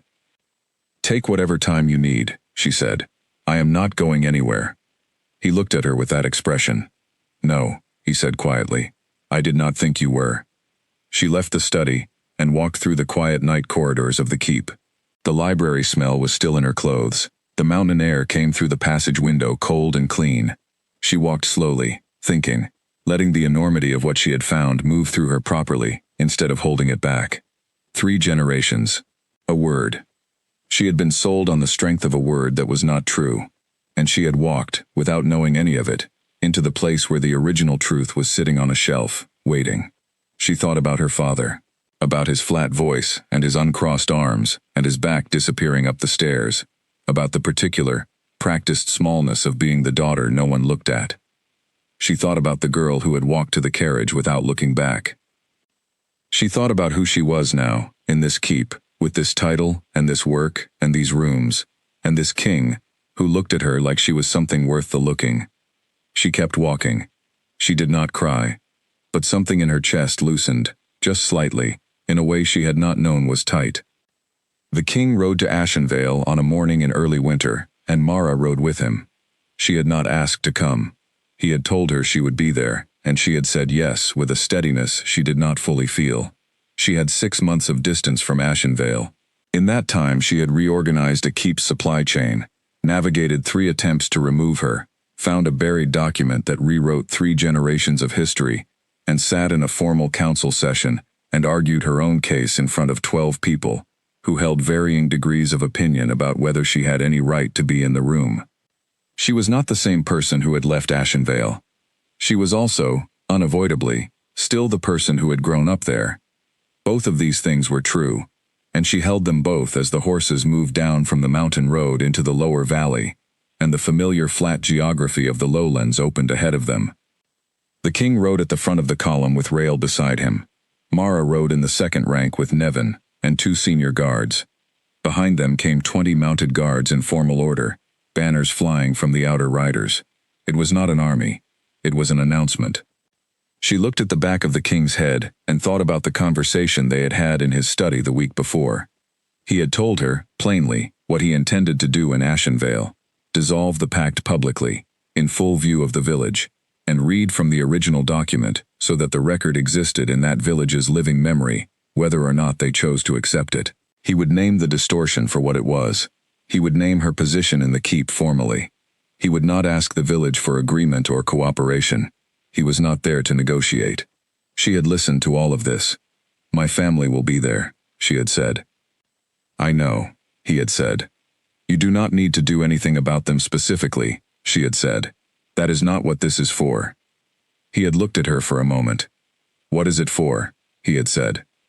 She had thought carefully. The women who were given under the pact deserved to have the truth said out loud, in the place where the lie was told, she had said, even if they are not there to hear it, even if nothing changes for them afterward, the record should exist. He had looked at her in that way he had, the direct, still way that she had long since stopped trying to interpret with her old tools and had begun simply receiving as what it was, attention paid seriously. Yes, he had said, that is exactly what it is for. They came into Ashenvale in the mid-morning. The village square was not empty. It never could be. Word traveled faster than horses in small places, and the sight of the Alpha King's banners on the mountain road would have been visible for 2 hours before the column arrived. The village had gathered at a cautious distance from the square's center, a ring of familiar faces, people she had grown up with, women she had traded with at market, men her father knew. She saw old Nora first, the herb seller, who had pressed lavender into her hand on the market morning before she left. Nora was standing near the edge of the gathering, with her hands folded tightly in front of her, and when she saw Mara she went very still for a moment, and then gave a small, quick nod that carried everything and nothing. Mara looked for her family. They were there, her father, Owen Voss, in the middle of the gathering, taller than most of the people around him, with his familiar weathered face, and his arms at his sides. Beside him, Callan. Further back, half turned away, her mother Elise, who was looking at the ground. She noted their positions and looked forward. The king dismounted in the center of the square. Rael and the guards arranged themselves without noise or instruction. The village watched. The king did not raise his voice. He did not need to. The Blood Moon Pact, he said, has governed the relationship between this keep and the settlements of the lower valley for 3 generations. He produced the original document, held it so the nearest people could see it was a document, though no one was close enough to read it. This is the original treaty, signed by my predecessor and by the Council of Settlements of that time. He read from it.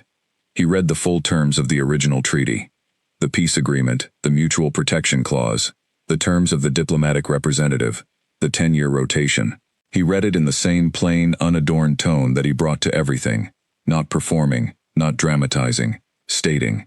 When he finished reading, the square was very quiet. What the lower settlements have been told, for 3 generations, is a distortion of this document, he said. The word representative was replaced with offering. The concept of a chosen diplomatic ambassador was replaced with a tribute of women, drawn by lot. The protections of the original agreement were replaced with the obligations of sacrifice. He let this sit for a moment. The people responsible for this distortion were your elders, 3 generations back, who chose to maintain control over their communities, through fear rather than through truth. He folded the document. The Blood Moon Pact is dissolved, he said. Its terms, as they have been practiced, have no further legal standing. The original treaty will be rewritten as a new agreement between this keep and the settlements of the lower valley, on terms that reflect its actual purpose. Mara Voss, he said, arrived at this keep 6 months ago under the false terms of this pact. She arrived as what her family and this village designated her, an offering. He paused. The word fell into the silence with its full, specific weight. She is not that. She was not that. She is the keep's formal supply advisor, with council-recognized standing, and she serves in that capacity by her own work and ability, which have been considerable. He turned. He looked at her, where she sat on her horse. She rode forward. She dismounted at the edge of the square, and stood on the cobblestones she had walked on all her life. The village was watching her. She could feel every one of those gazes, the curious ones, the regretful ones, the few hostile ones at the edges, and she could feel, specifically and without looking at him, the gaze of her father from somewhere in the middle of the crowd. She looked at the people around her and thought about what she wanted to say. She did not want to perform grief. She did not want to perform triumph either, which would be cheap and would mean she had not actually understood what she had learned in the last 6 months. She did not want to be theatrical about this moment, because theatrics would be about her feelings, and this was not just about her feelings. It was about 3 generations of women. It was about a false word. She said, I know many of you. I grew up in this village. I know what you were told about the pact and what it meant, because I was told the same things. I know that what happened under the pact was not experienced by most people here as cruelty. It was experienced as necessity, as the price of safety, as simply the way things were. I understand that. It does not change what the pact was, but I understand it. She let that sit for a moment. I forgive you, she said. She said it not to her family specifically, but to the village as a whole, because the village as a whole had watched her leave and called it normal. I forgive you, and I will not pretend that nothing happened, and I will not behave as if pretending is the same as healing. She looked at the people in front of her. The keep intends to reach out to all women who were sent under the pact, she said. Any woman who wishes to know her options will have them explained to her. Any woman who wishes to return to her home may. Any woman who has built her life elsewhere may continue that life with the formal acknowledgement of the keep that what happened to her was wrong. She stopped. She looked at her father. He was looking at her. She had not looked at him directly until now, and she did so without flinching and without drama.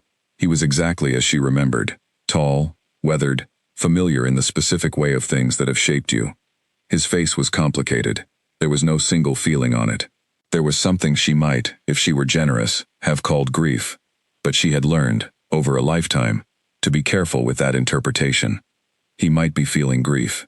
He might be feeling the discomfort of public naming. She could not tell from the outside. She did not need to tell. "Goodbye, Papa," she said. Not the same goodbye as on the morning she left, not the thin, inadequate walking away goodbye. This one was deliberate.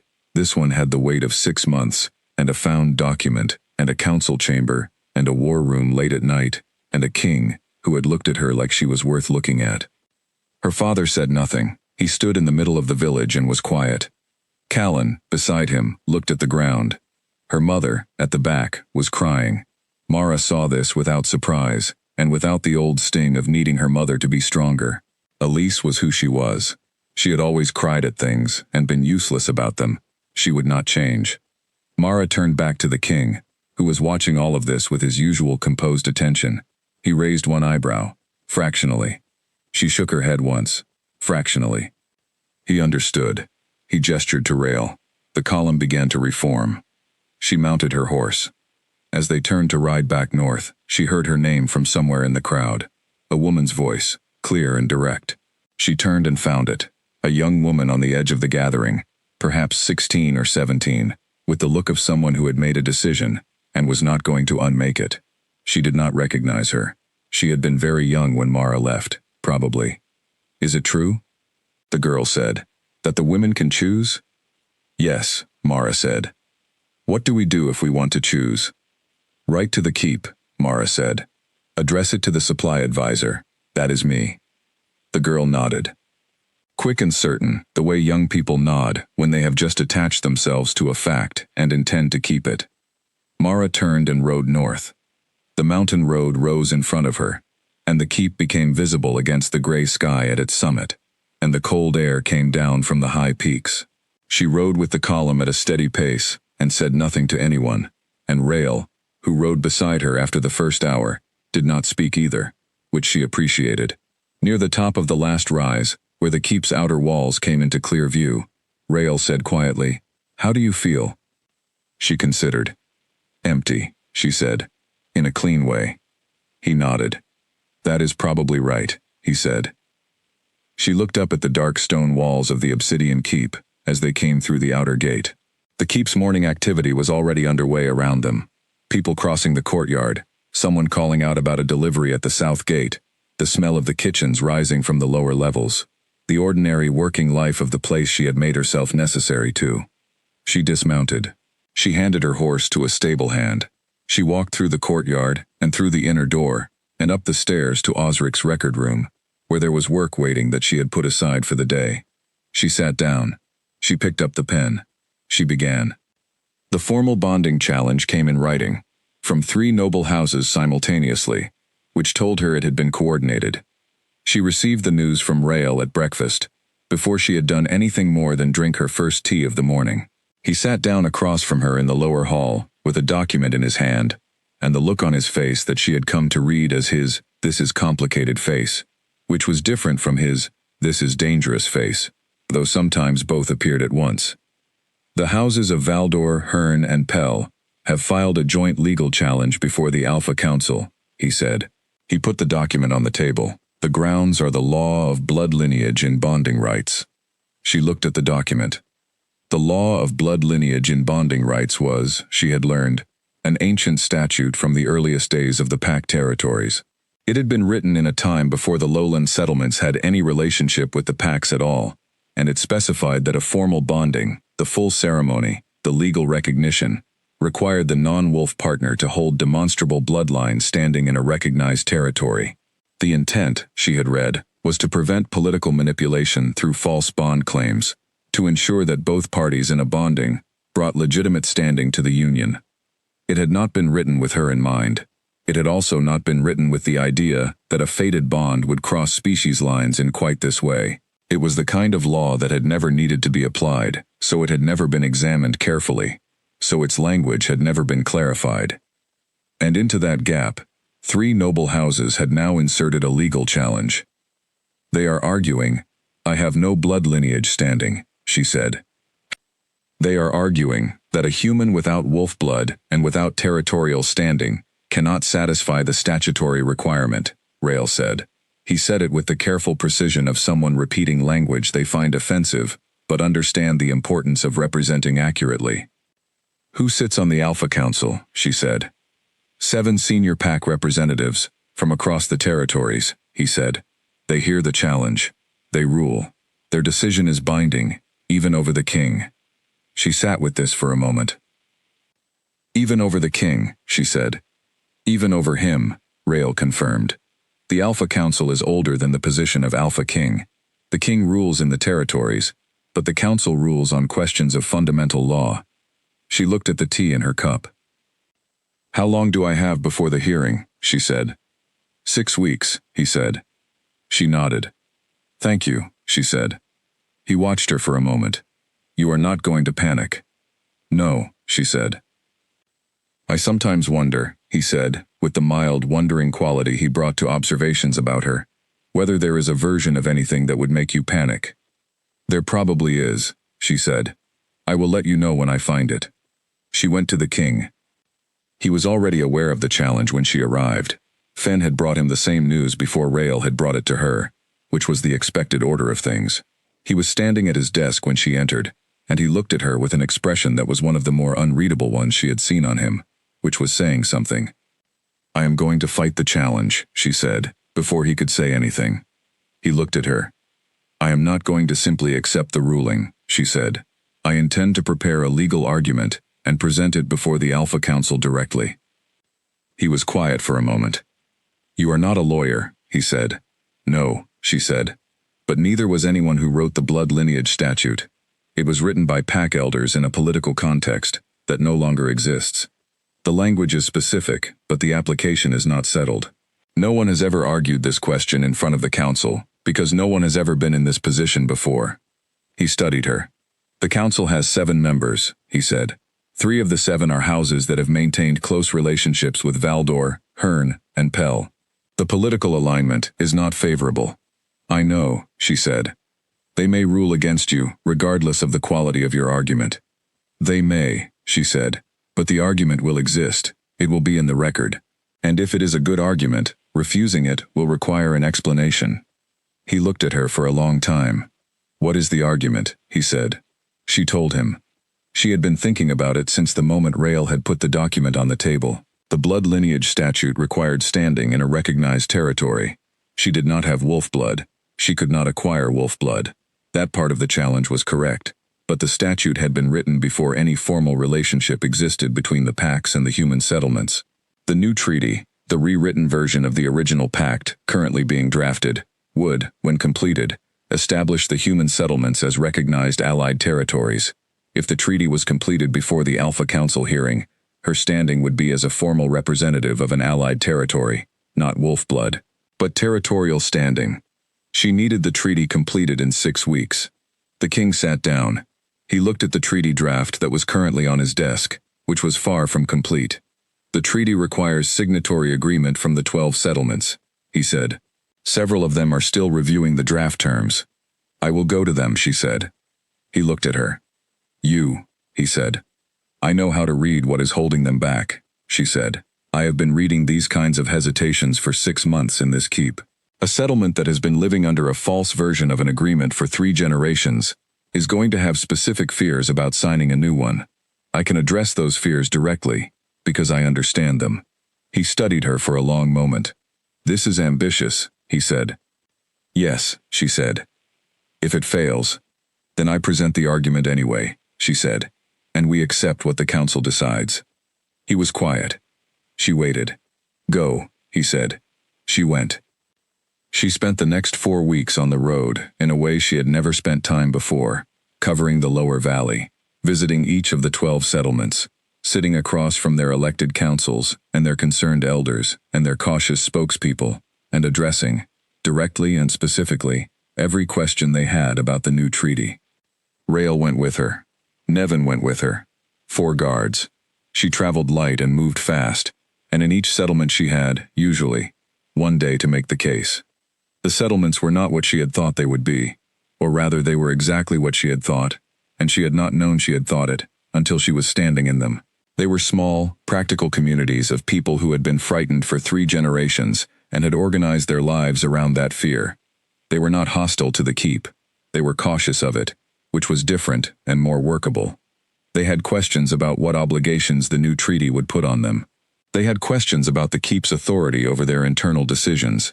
They had questions, in several places, about the specific incident of the pact distortion, how it had happened, who had allowed it, whether there was any accountability. She answered every question she had an answer to. When she did not have an answer, she said so, and told them whom to write to at the keep for the specific information. She did not promise things she was not authorized to promise.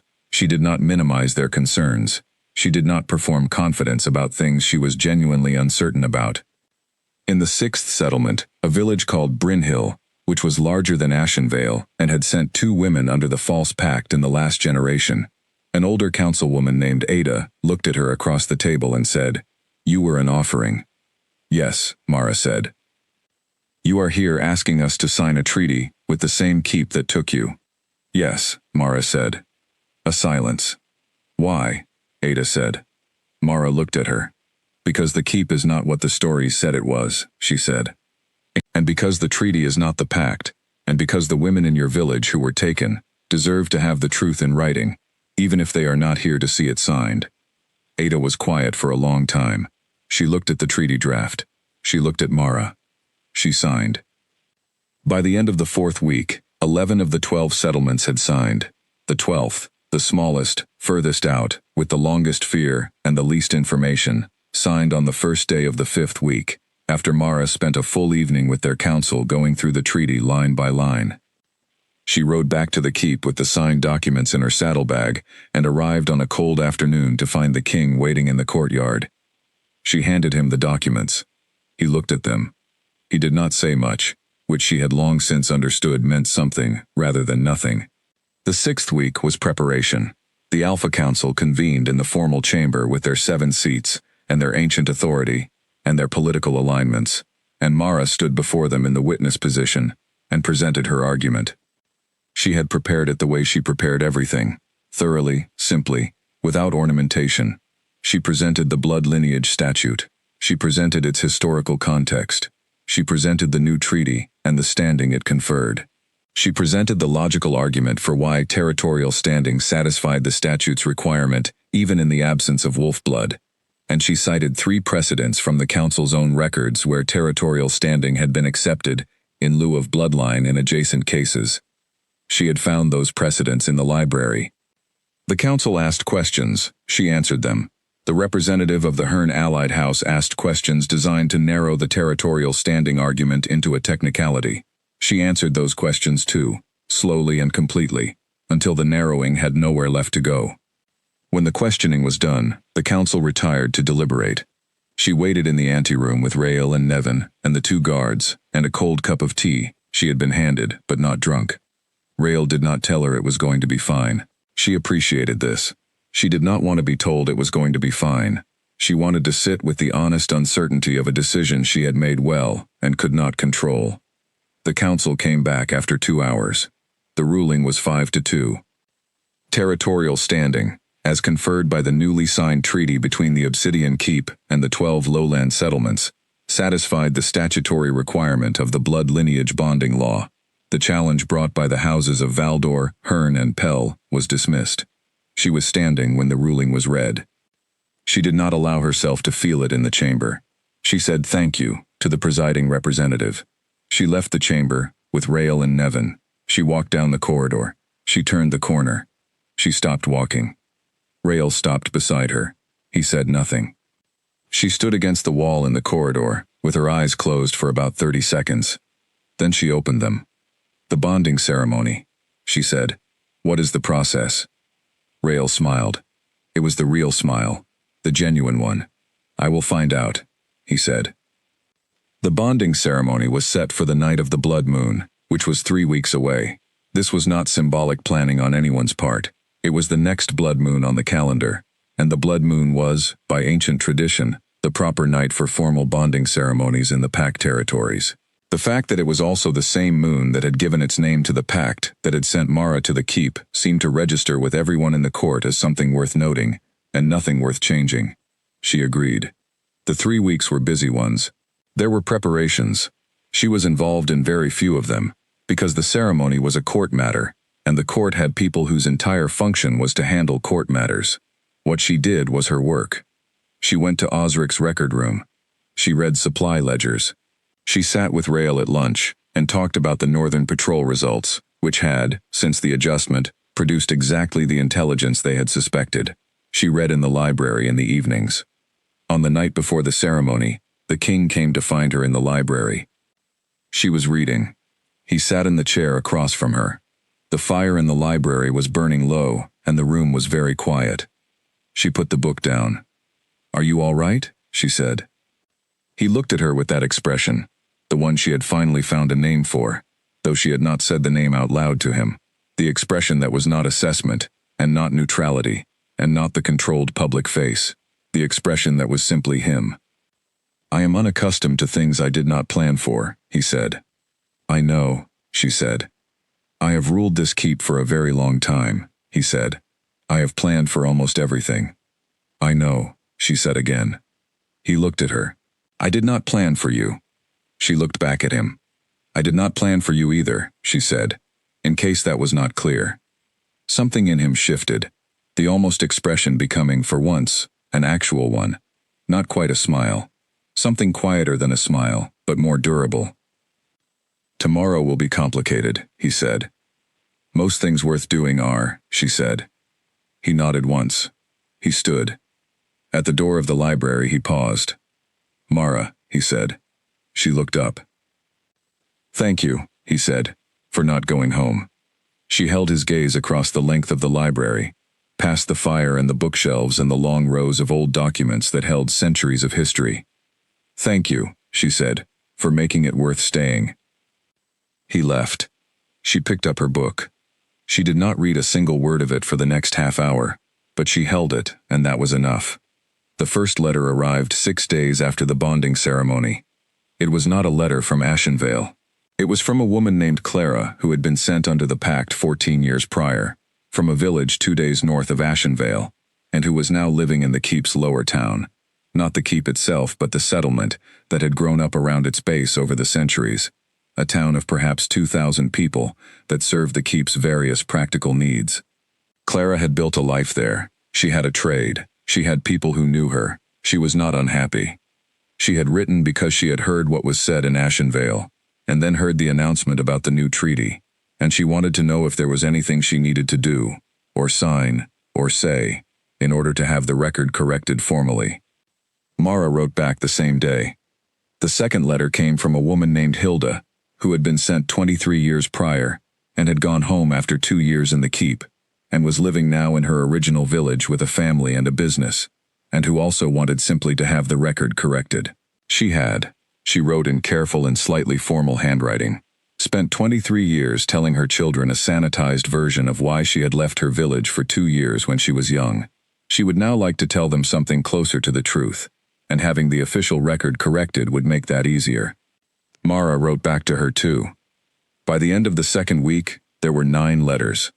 By the end of the month, there were 31. She established, at this point, that she needed a system.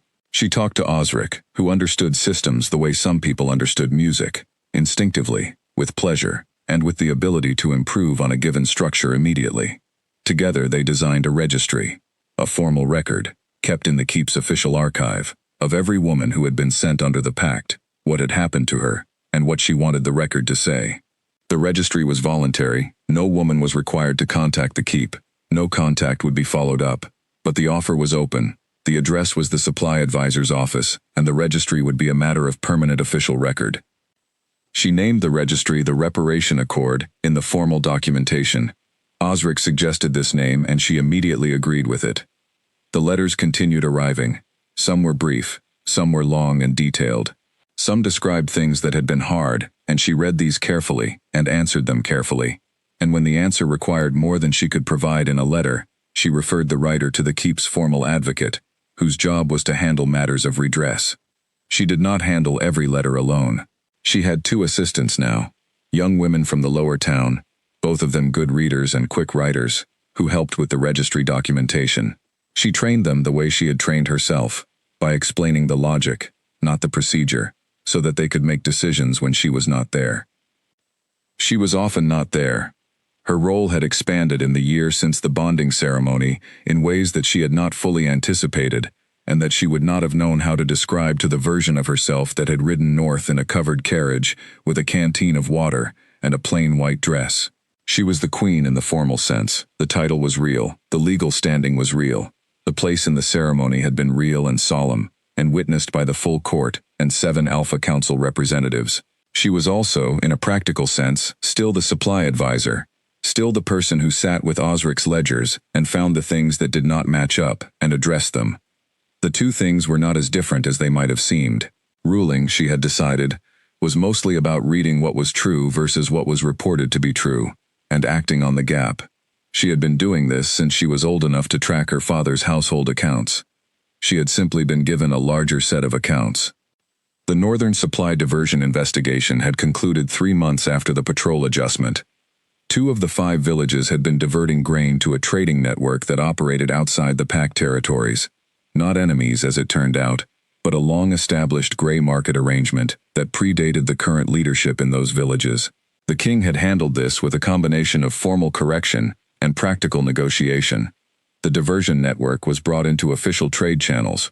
The villages were given transparent supply agreements that made the covert arrangement unnecessary, and the 2 village leaders most responsible were removed from their positions without violence, which Mara had specifically argued for, on the grounds that removing them with violence would teach the remaining population that transparency led to punishment rather than resolution. Lord Fen had objected to this argument in council. She had won the argument anyway. Fen remained on the council. She had not sought his removal, which surprised some people, and surprised him most of all. When Rael asked her why, she said, "I know where he is, and I know what he will do. That is useful. If I remove him, I get someone I do not know yet, and I lose the advantage of the predictable opposition."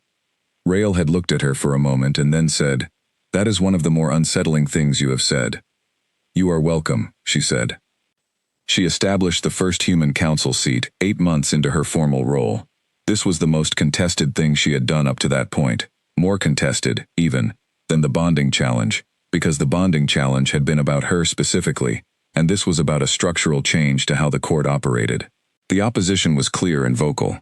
The argument was that human settlement affairs were handled by the treaty, not by a seat in the court, and that giving the settlements a seat changed the nature of the court in ways that were uncharted and possibly dangerous.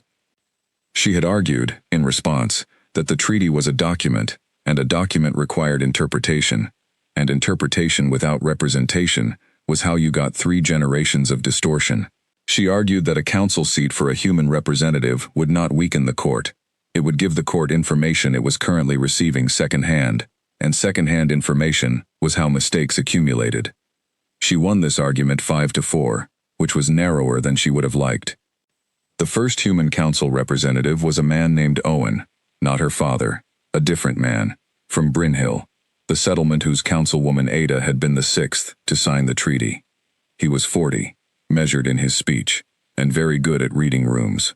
He came to the first 3 council sessions and sat quietly, observed, and asked 2 careful questions. By the fourth session, the council had stopped registering his presence as unusual. She noted this without saying it to anyone. She established the school in Ashenvale in the second year of her formal role. She did not go to Ashenvale to do this. She sent Rael with a team of builders, a letter of authorization from the keep, and a letter of her own to the village council that explained what the school was for, not as charity, she wrote, but as investment in people who had no say in what their elders decided, and who deserved the chance to make better informed decisions themselves. The school opened that spring. Her mother wrote to her. The letter was short. Her mother had never been a long letter writer, and even now, in this new arrangement, the letter was a single page in Elisa's careful, cramped handwriting. It said, "I hope you are well. The school has 12 children already. Your sister Petra's youngest is one of them. I thought you might want to know." Mara read the letter twice. She wrote back, "I am well. Thank you for telling me. Give my love to the children." She did not write "Give my love to Papa." She was not ready to write that yet. She was honest with herself about this. She was working on it. In the interior, careful way she worked on things that required time rather than effort. She was not ready. She was also, for the first time in her life, not in a hurry. There was something Rael had said to her once, early on, that she had kept without intending to keep it, that making herself necessary was the most dangerous thing she could do. He had said it in the sense that it would make people want to use her and want to remove her. He had been right about that, but there was another sense in which it was true that she had only understood later. Making herself necessary meant she could not be ignored. She had spent her life being ignored, by her family, by her village, by the people around her who had found it easiest to treat her as background. She had built herself into the background so thoroughly, over so many years, that she had nearly believed it herself. She did not believe it now. The Reparation Accord Registry, by the end of the second year, held 63 entries. Women who had been sent, who had written, who had asked for the record to be corrected. She did not know all of their stories. She knew the ones they had chosen to share. She kept the registry herself, in the same part of the archive as the supply ledgers, and the treaty documents, and the Northern Village investigation files, which was the part she had come to think of as her corner of this keep's institutional memory. This was, she thought, the truest version of the work. Not the title, not the ceremony, not the seat in the formal chamber, though she had taken that seat and intended to keep it. The truest work was this, correcting the record, making sure the things that had happened were written down in their actual form, without the distortions that fear and convenience and someone's political needs had placed over them. She had come from a distorted record. She understood what it did to people. She was doing the only thing she had ever known how to do, finding what was wasted and making it useful, finding what was wrong and naming it correctly. In the quiet of the archive room, with the lamp burning steadily and the registry open before her, she sometimes thought about the girl who had sat at the kitchen table in the dark after the candle was blown out. The girl who had made her list inside her head, what she knew, what she did not know, what she could do about it, and gone to bed in the room where her mother had already folded the gray dress. She thought, that girl did not know anything about supply ledgers or pack law or alpha councils or fated bonds or treaty negotiations. She thought, that girl knew everything she needed to know. She picked up her pen. She kept writing. 3 years after she had arrived at the iron gates of the Obsidian Keep in white linen, the annual Council of Packs convened in the formal chamber, on a clear morning in late autumn, and every representative rose when Queen Mara entered the room. She had been late. Not because she was disorganized, she was not disorganized, but because she had been in the archive room and had lost track of time, which was a thing she had never stopped doing. Nevin had come to find her, with the composure she brought to everything, and said simply that the council was assembling.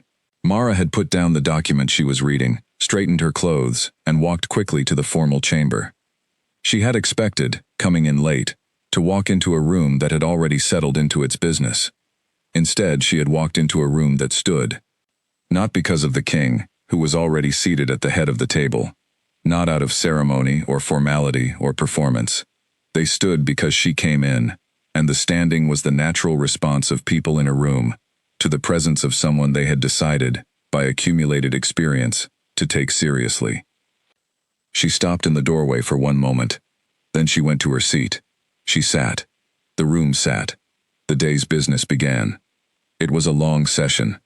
The Council of Pax was the broadest governing body in the territory.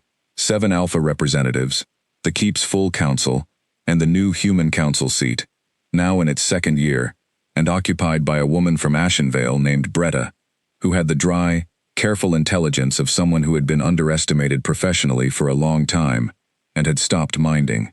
Mara had met with Bretta 3 times in the weeks before the council convened. She had told her where the pressure points in the council dynamic were, who the reliable voices were, and which questions to ask in which order for the best effect.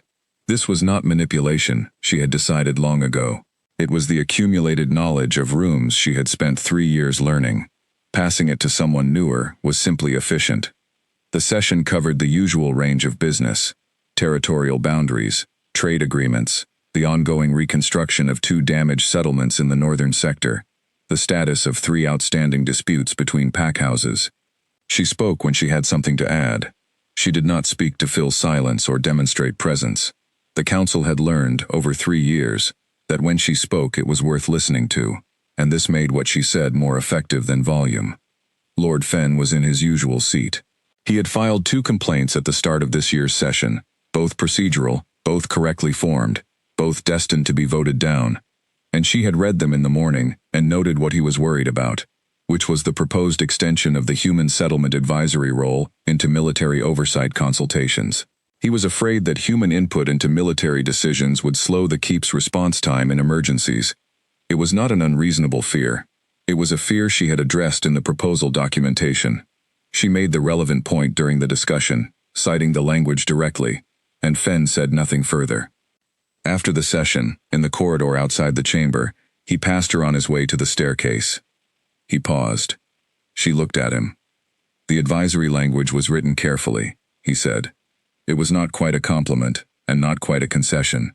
It was the specific language of a man who found something technically unobjectionable and could not say more than that without discomfort. "Thank you," she said, which was also not quite a compliment, and not quite a concession. He moved on. She watched him go, and she felt something that was not triumph. Triumph was too hot, too quick, too connected to the specific person, and this was not about him. What she felt was more like the satisfaction of a ledger that finally balanced, and she let it sit for a moment before she moved on herself. The letter from her father arrived 2 weeks after the council session. She was in her office, which was what it had been called for the past year, formally, by the Keep's administrative records, the Queen's office, though the plaque had not been her idea, and she found it slightly over-solemnized, when Nevin brought it in and placed it on the corner of her desk. She looked at it for a moment. She recognized the handwriting on the outside. Owen Voss had not changed his handwriting since she was a child. She set it aside and finished what she was doing. She answered a question from one of her assistants. She reviewed a document from Osric. She sent a note to the Northern Village liaison about the 3rd quarter supply numbers. Then she picked up the letter and read it. Her father wrote, "I hope this letter reaches you. I am not sure of the correct way to address it. I heard from your mother that letters to the supply advisor's office come to you. I have been thinking for some time about what to write. I did not want to write until I had something to say that was worth saying. I am sorry." She read the 2 words. She read them again. He went on, "I do not know if that is enough, or if it is the right thing to say, or if it changes anything about what I did. I have thought about this for 3 years, and I am still not certain what I thought when I made the decision I made. I told myself it was the only choice. I know now that it was not. I told myself you would be cared for. I know now that this was a comfortable thing to tell myself, not a reason. I am sorry for these things. I am sorry for not fighting for you when there was time to fight. I am sorry for the years before that too, though I am less certain what those years looked like from your side than I would like to be. I do not need anything from you. I am writing because it is right to write, and not because I expect a particular answer. Your sister Petra says you are doing important work. The village talks about the school. I go past it sometimes when I am in the square. I am proud of you. I know I have not earned the right to say that, and I am saying it anyway, because it is true. Your father, Owen." She put the letter on the desk. She sat for a long time. She thought about her father standing in the middle of the Ashenvale Square 3 years ago. She thought about his face. She thought about the complicated thing on it that she had not been able to name, and she thought now, that maybe she was looking at the beginning of the letter she had just read, that the something on his face had been this apology, moving through him, not yet formed. She thought about the flat kitchen voice, the back disappearing up the stairs. She thought about the letter she had sent him from the Council of Pax announcement. You may submit a formal request to the Queen's office, as any citizen may. She had been proud of that sentence at the time. It had felt like dignity, like a door she had chosen and was entitled to close. She thought about it now, with more complexity. She was not going to forgive him tonight. That was honest. Forgiveness was not a door you opened because the letter was sincere. It was something that had to grow at its own pace inside you, and it needed tending, and she was willing to tend it, and that was all she could say honestly today. She picked up a piece of paper. She wrote, I received your letter. Thank you for writing it. I will write more when I am ready. It may take time.